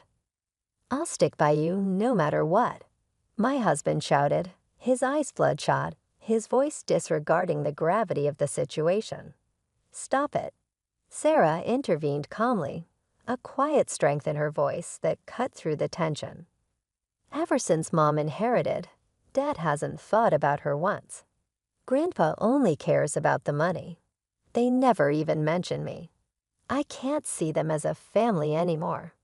Jerry and my in-laws were visibly shocked by Sarah's words. When the inheritance issue had first upset me, Sarah had been the one to comfort me, saying Dad, Grandpa, and Grandma are wrong. They're trying to take Grandma's legacy. Mom, I'm with you. Let's face this together. Bolstered by her support, I contacted Mr. Roy, our attorney, to arrange this very meeting. Sarah's declaration seemed to strike a chord, but Jerry attempted to sway her. That's not true. Sarah, Dad wants what's best for you. In-laws chimed in, wouldn't you be happier with us? My in-laws chimed in, children shouldn't interfere. With a look of resolute frustration, Sarah responded, I'm going with Mom. I can't stay with you anymore. She turned away decisively. We've made our decision. Sarah and I will leave, I stated calmly, which only fueled Jerry's anger. I've never cheated, and you can't force a divorce. I'll get a lawyer. We'll get that money. He threatened, his desperation palpable. I'll handle it from here. Mr. Roy intervened quietly, his tone steady and reassuring. The crux here is whether there are serious grounds for ending the marriage. Quitting his job, using our savings without consent, making decisions unilaterally, and Sarah's expressed distress. These are multiple arguments to support our case. Additionally, your daughter has recorded evidence of all of you pressuring Cheryl for her inheritance. That should serve as compelling evidence. Jerry slumped, defeated, and my in-laws' faces went pale. After that, Sarah and I left the restaurant, our path forward clear. A year later, thanks to Mr. Roy's diligent efforts, my divorce from Jerry was finalized. Sarah and I moved into my mother's old house, finding peace and a fresh start far from the conflicts and the greed that had marred the previous years. The strength and clarity that Sarah showed that day in the restaurant had set us on this new path, one that we walked together, strengthened by each other's resolve. Our calm was complicated by the relics of the past that kept coming to light despite our new beginning. Jerry wrote many letters, pleading for a reunion in each one. Even more unsettling was the fact that he was spotted close to Sarah's school, a sighting that seemed too familiar. Fearing about our security and privacy, we pursued legal action. We were able to get a restraining order against Jerry because to the unwavering assistance of our lawyer, Mr. Roy. This firm move helped mitigate the unwelcome incursions and brought some serenity back into our lives. We learned through the grapevine that Jerry and my in-laws had moved forward with their plans and constructed the duplex of their dreams. However, they had not anticipated such an exquisite existence in their new house. My in-laws, who had previously retired, were forced to return to work and took jobs at a nearby factory in order to make ends meet. Jerry ended himself working physical labor despite his prior plans to live a nice life supported by my inheritance. The family was a little unpopular in their new neighborhood, according to neighbors who whispered that the duplex's walls frequently resonated with the sounds of recurrent conflicts. In the meantime, Sarah and I kept creating a calm life far from the chaos of my previous family relationships. Our house was a haven of harmony and encouragement to one another. Sarah's dreams have just crossed continents. She said how much she wanted to study overseas in my mother's country, a place I was really attached to. This concept resonated with us, both because it offered an opportunity to cut any remaining connections to Jerry and his invasive efforts at making amends. Inspired by Sarah's aspirations and our mutual desire for a new beginning, we made the decision to relocate abroad. We made the choice to start this new chapter in our life by using some of my mother's legacy, which I think she would have been fully in favor of. I was extremely proud of Sarah when she flourished academically and socially at her new school. She made a fantastic adjustment. Getting a job as a teacher in our new house and seizing the chance to reconstruct our life and mold young minds brought me a sense of fulfillment as well. the peace and stability we felt as we got used to our new routine in this new nation were immense.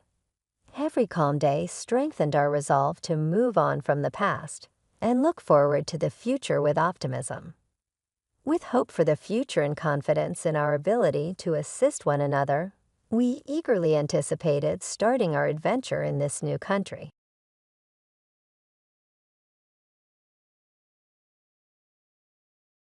I'm Lauren, and I'm 33 years old. Being a housewife, I can't help but reflect on my life as I stand here now. It resembles a network composed of several strands representing responsibilities, standards, and the silent sacrifices made by the people we care about. My father is an important part of my narrative as well as me. He was a nice and polite man who, without really realizing it, got sucked into the responsibilities of my married life. Life was easier 6 years ago. Along with my husband, Jack, and his mother, Cheryl, I shared a cozy little home on the outskirts of the city. Although this may seem like a nice family setting to you, there is a problem. There was an unwritten rule in that house that my father had to pay for everything. Each month, he discreetly paid all of our bills. Even though he never expressed complaints or discomfort, I could tell how difficult it was for him.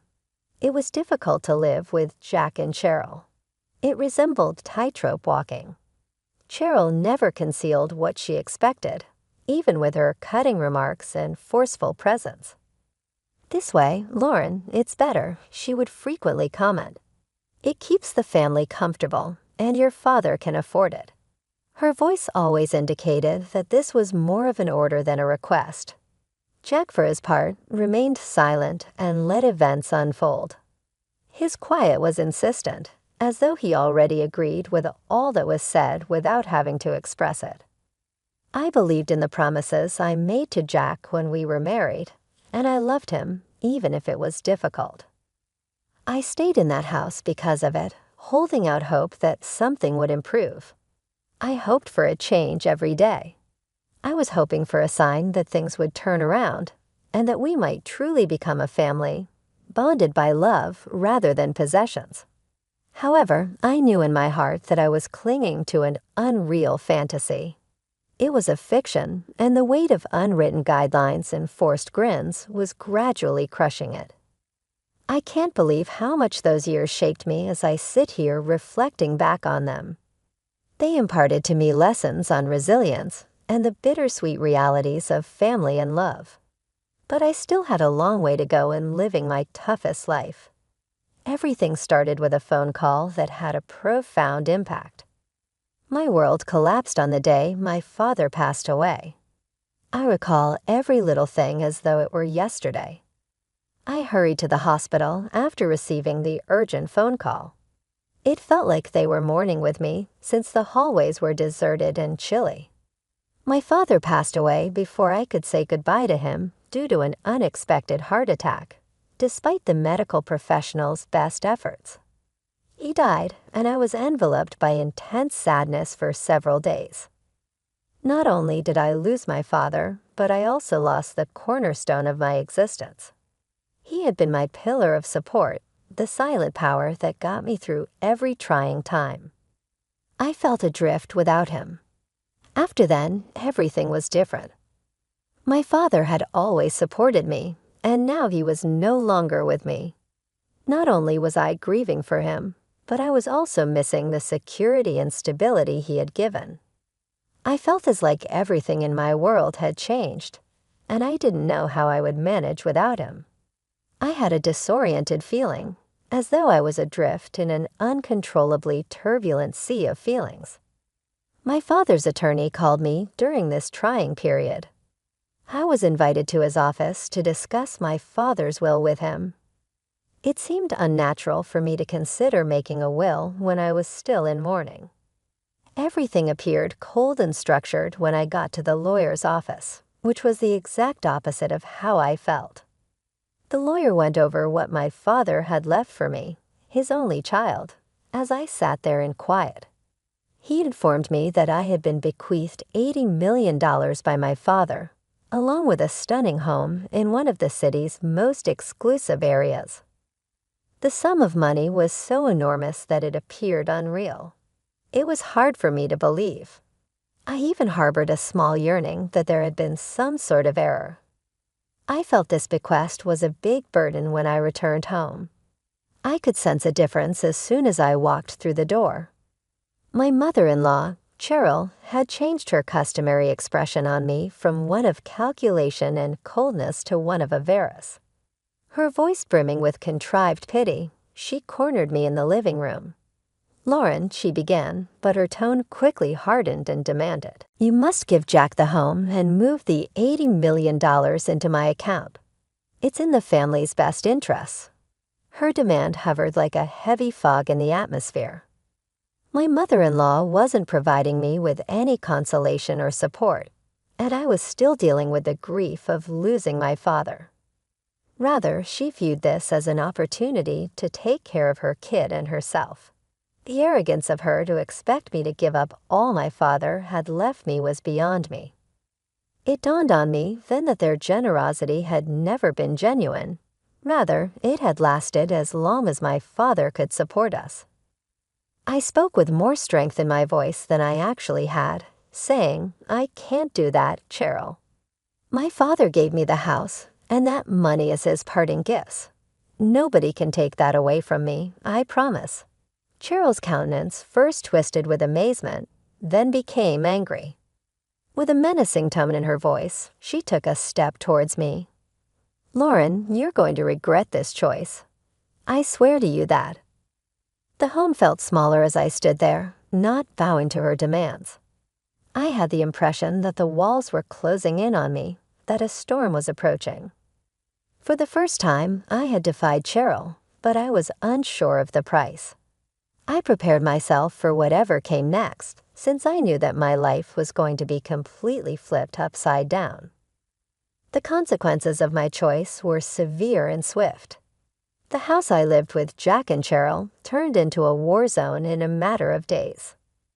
There was an intense atmosphere of animosity, and there were many accusations in the stillness between us. The guy I had loved and trusted, Jack, now looked at me with bitterness and uncertainty. He appeared divided between the life we had created together and his mother's machinations. One chilly morning, things came to a breaking point when Jack gave me the divorce papers. He was unable to look me in the eye, yet his hands were solid. He muttered, seemingly to himself, "Lauren, this is how it has to be." My heart was already injured from everything I had gone through, so his comments felt like a knife to it. Though I was shocked that it had come to this, I knew in my heart that this was the price I would have to pay for advocating for myself. That's when it dawned on me that I wasn't simply losing a spouse. I was being discarded because I didn't fit into their ideal version of me. I shook my hand and signed the divorce papers.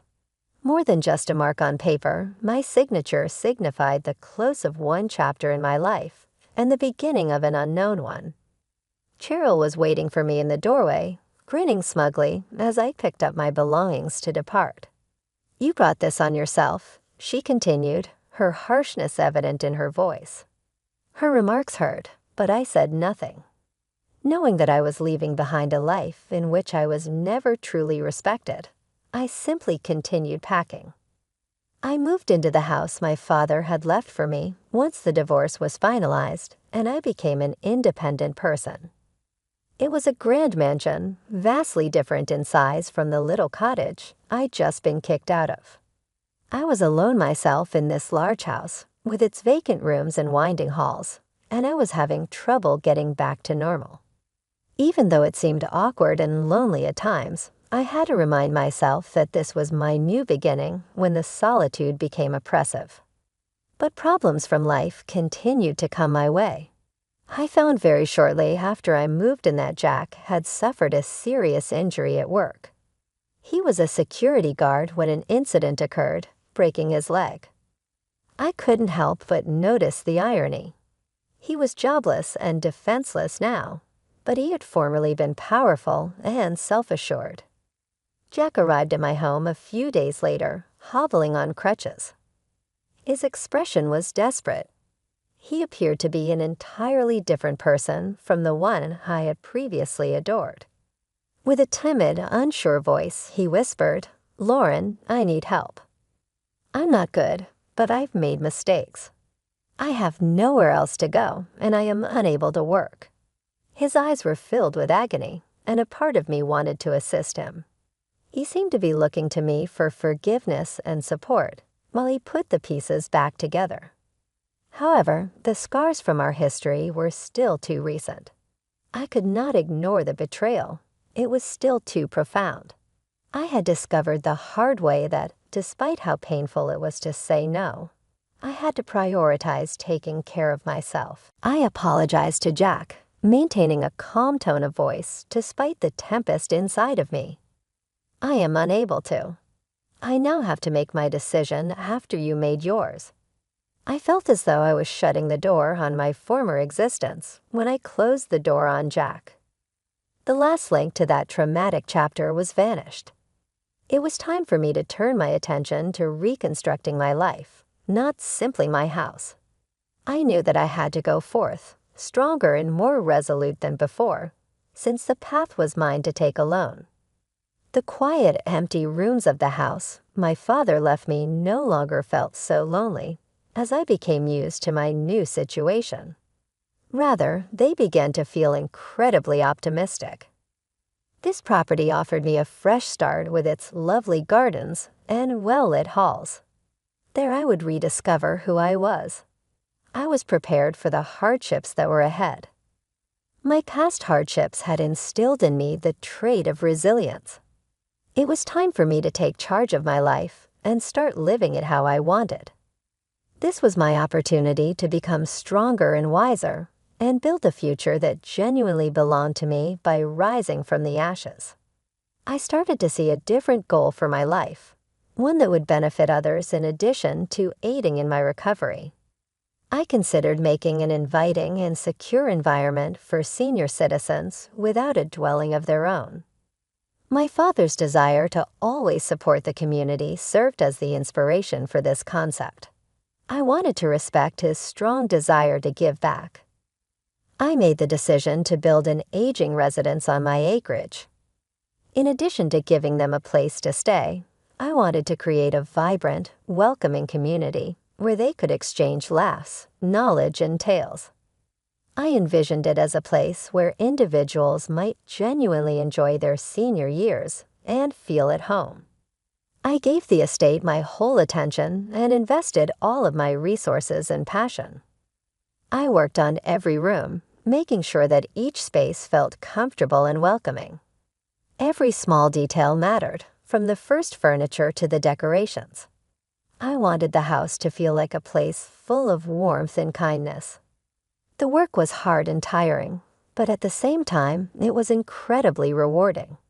With every new thing I added to the home, I felt a bit of my old pain healing. The physical effort of renovating the house was also healing for my emotional wounds. As I worked day by day, I finally started to accept the end of my marriage and the betrayal that came with it.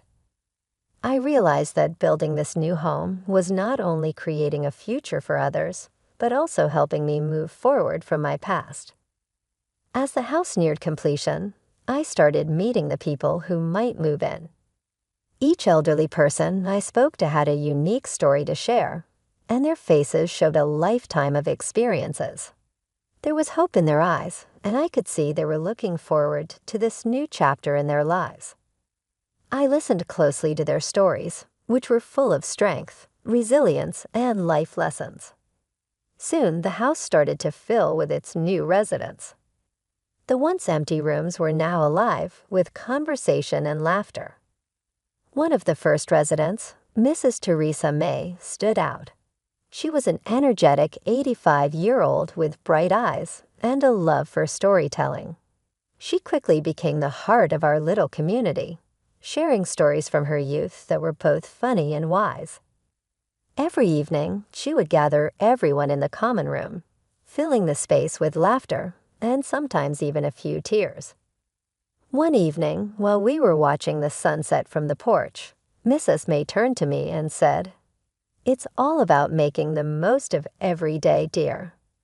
Her words hit me deeply, reminding me that time is precious, and it's important to live every moment fully. In this new life, I found joy in the simple things. We shared meals together, celebrated birthdays, and spent time just listening to each other. The house was no longer just a building. It had become a living, breathing community. The people who lived there had created a home filled with love and connection, woven together by the shared experiences of their lives. This lively community helped me rediscover who I am. I had let go of the hurt from the past and was looking forward to the future with hope. I was prepared for the next challenge. Not only had the house fulfilled my father's ambition, but it had also fostered a community. I discovered pleasure, healing, and a fresh sense of purpose in life by realizing this ambition. I felt so at ease since I had discovered a new purpose. I felt like I had a new beginning and was at home for the first time in years thanks to the small act of assisting others. My heart shifted with the seasons. Under my direction, the senior home flourished, and every day I felt greater happiness and love all around me. Every chuckle, every grin, every tale told by the folks who now called it home warmed my heart. One day, while going about my daily business of managing the household money at the neighborhood bank, fate had an unexpected surprise in store for me. I paused for a second when I saw the bank manager's expression as I approached his desk. "Scott," I answered, a hint of astonishment in my voice. It was my boyhood friend Scott. With the same kind smile and kind eyes that had previously comforted me, he sat behind the desk looking every bit the professional. We had a lot of wonderful memories from our school days together when we were younger. After all these years, here he finally was. He exclaimed, "Lauren, it's been ages," with sincere joy in his voice. As soon as we got to speak, we caught up on everything that had elapsed throughout the years. Time seemed to have stopped completely. We chuckled as we reminisced about our childhood, when we would race bicycles around the neighborhood streets and had afternoon conversations about our aspirations. But we were no longer those innocent kids. After we had grown up, we had rather different lifestyles. Our bank meetings increased in frequency over time. Our bond became stronger each time we got together. Soon after, Scott began to show interest in the job I was doing and began to visit the senior home. His visits meant a lot to me because he wasn't just being kind. He actually cared about the patients, and he made everyone he came into contact with happy and laughing. Scott's serene and unwavering presence seemed like a breath of fresh air to me following all the challenging and traumatic relationships I had experienced. Having someone who was trustworthy, polite, and considerate felt wonderful. He actually interacted with me and the people in my life, not simply listened to me. He was loved by the elderly and became a frequent visitor who made them smile every day. As we frequently did, we strolled around the house's grounds one cool fall evening. The leaves were beginning to turn color, painting the ground in tones of orange and gold, and the air was cold. Scott abruptly stopped and turned to face me as we were walking. There was tenderness in his solemn look, and it was obvious that he was thinking about something significant. "Lauren," he said, his hands fumbling tensely with a tiny box he had taken out of his pocket. "You've made me and other people really happy, and I've seen that you do the same for me. I find it impossible to envision my life without you. Are you going to marry me?" My breath left me when he said it. I was shocked not just by the idea, but also by how accurate it seemed. For so long, Scott had been a part of my life, first as a buddy, and now as much more. He had seen me at my best and worst, and even though he knew me better than most, he still desired to live out the rest of his days with me. "Yes, Scott," I said, a smile on my face and tears in my eyes. I became aware of how far I had gone from loss and grief at that very moment. I had discovered a new love in addition to a new mission. Scott served as a reminder that although life might take unexpected detours, occasionally those detours carry us to precisely the right place. With a calm yet passionate voice, I answered, "Yes, I will marry you." My heart felt content at that very moment. I discovered someone who wanted to spend the rest of their life with me, someone who actually saw me for who I was. The seemingly insignificant word yes meant so much to me. It was a pledge to Scott and a pledge to myself to accept pleasure and love in the wake of all the suffering and difficulties I had encountered. Our nuptials were a modest yet exquisite event. We decided to have it in the same grounds where Scott had asked us to marry. We had grown to love those gardens as a haven of tranquility and beauty. We invited the folks who had grown to be like family to meet the folks who worked at the old people's home I had built, as well as a few close friends. The vista was enchanted by the sun's lowering golden colors, giving the impression that the heavens were endorsing our union. I made a promise of love and dedication to Scott as we stood beneath the waning light. It was flawless. It wasn't a big occasion with plenty of hype. It was authentic, heartfelt, and true. We committed to being there for one another during good times and bad, to always be kind, and to help one another. I had a gut feeling that Scott was the companion I had been waiting for my entire life. Living with Scott gave me a feeling of fulfillment. I was ignorant before to this. It was about feeling entire, not simply about happiness. Together, we tackled the tiny problems that come with daily living, such as little household repairs and taking care of duties at the senior citizen's home. But we always faced challenges together, no matter what they were. When I needed it, Scott was always there to provide a sympathetic ear or a helpful hand. He was also quite nice. The house, which represented my new beginning earlier, now represents our future together. The love and happiness that had grown between us appeared to be reflected in every nook and cranny of the house. The same hallways that had resonated with my isolation were now alive with warmth from a loving household, laughing and discussion. I was thankful for each step that had brought me to this point, since I could clearly see how much my life had changed. As I reflected on my path, I saw how far I had come from the depressing and uncertain days following my father's passing, and my trying divorce to the happiness and serenity I currently experienced. It was an amazing metamorphosis. Despite all the obstacles I had to overcome, life had taught me something important at every step. My previous suffering made it easier for me to recognize the joy and beauty in my current existence. I might not have appreciated the importance of what I had right now if I had never experienced those trying times. I'd become stronger, more resilient, and more conscious of the value of compassion, love, and community as a result of the difficult times.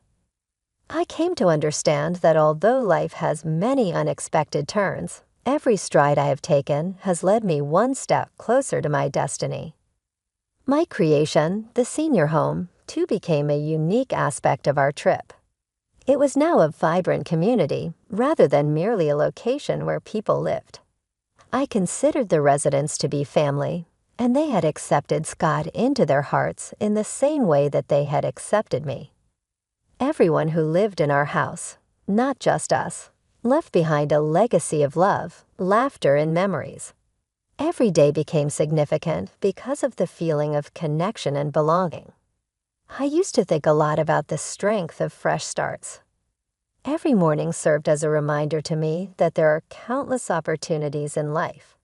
Whatever obstacles or misfortunes we encounter, there is always potential for improvement and optimism. Change is something to welcome with open arms, rather than something to be afraid of. That was a lesson I had to learn the hard way, but I was glad I had.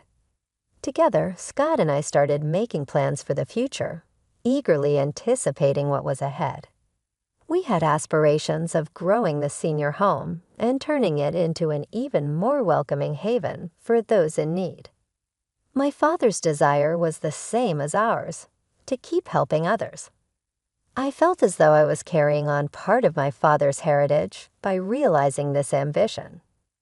I was confident that the life I had created and the decisions I had taken would have made him proud. Scott and I had a strong sense of purpose together. It was about the love we shared with the people surrounding us, as well as our love for one another.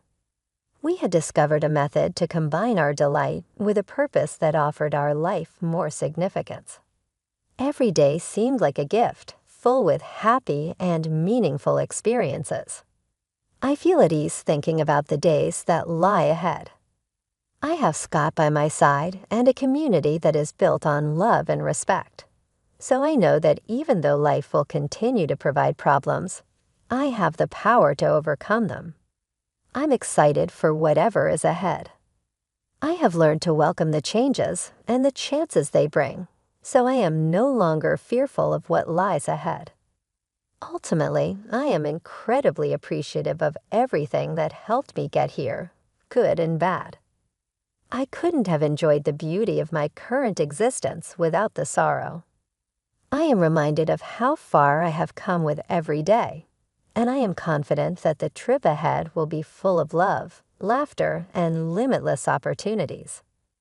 There are always surprises in life, and I'm prepared for whatever happens next.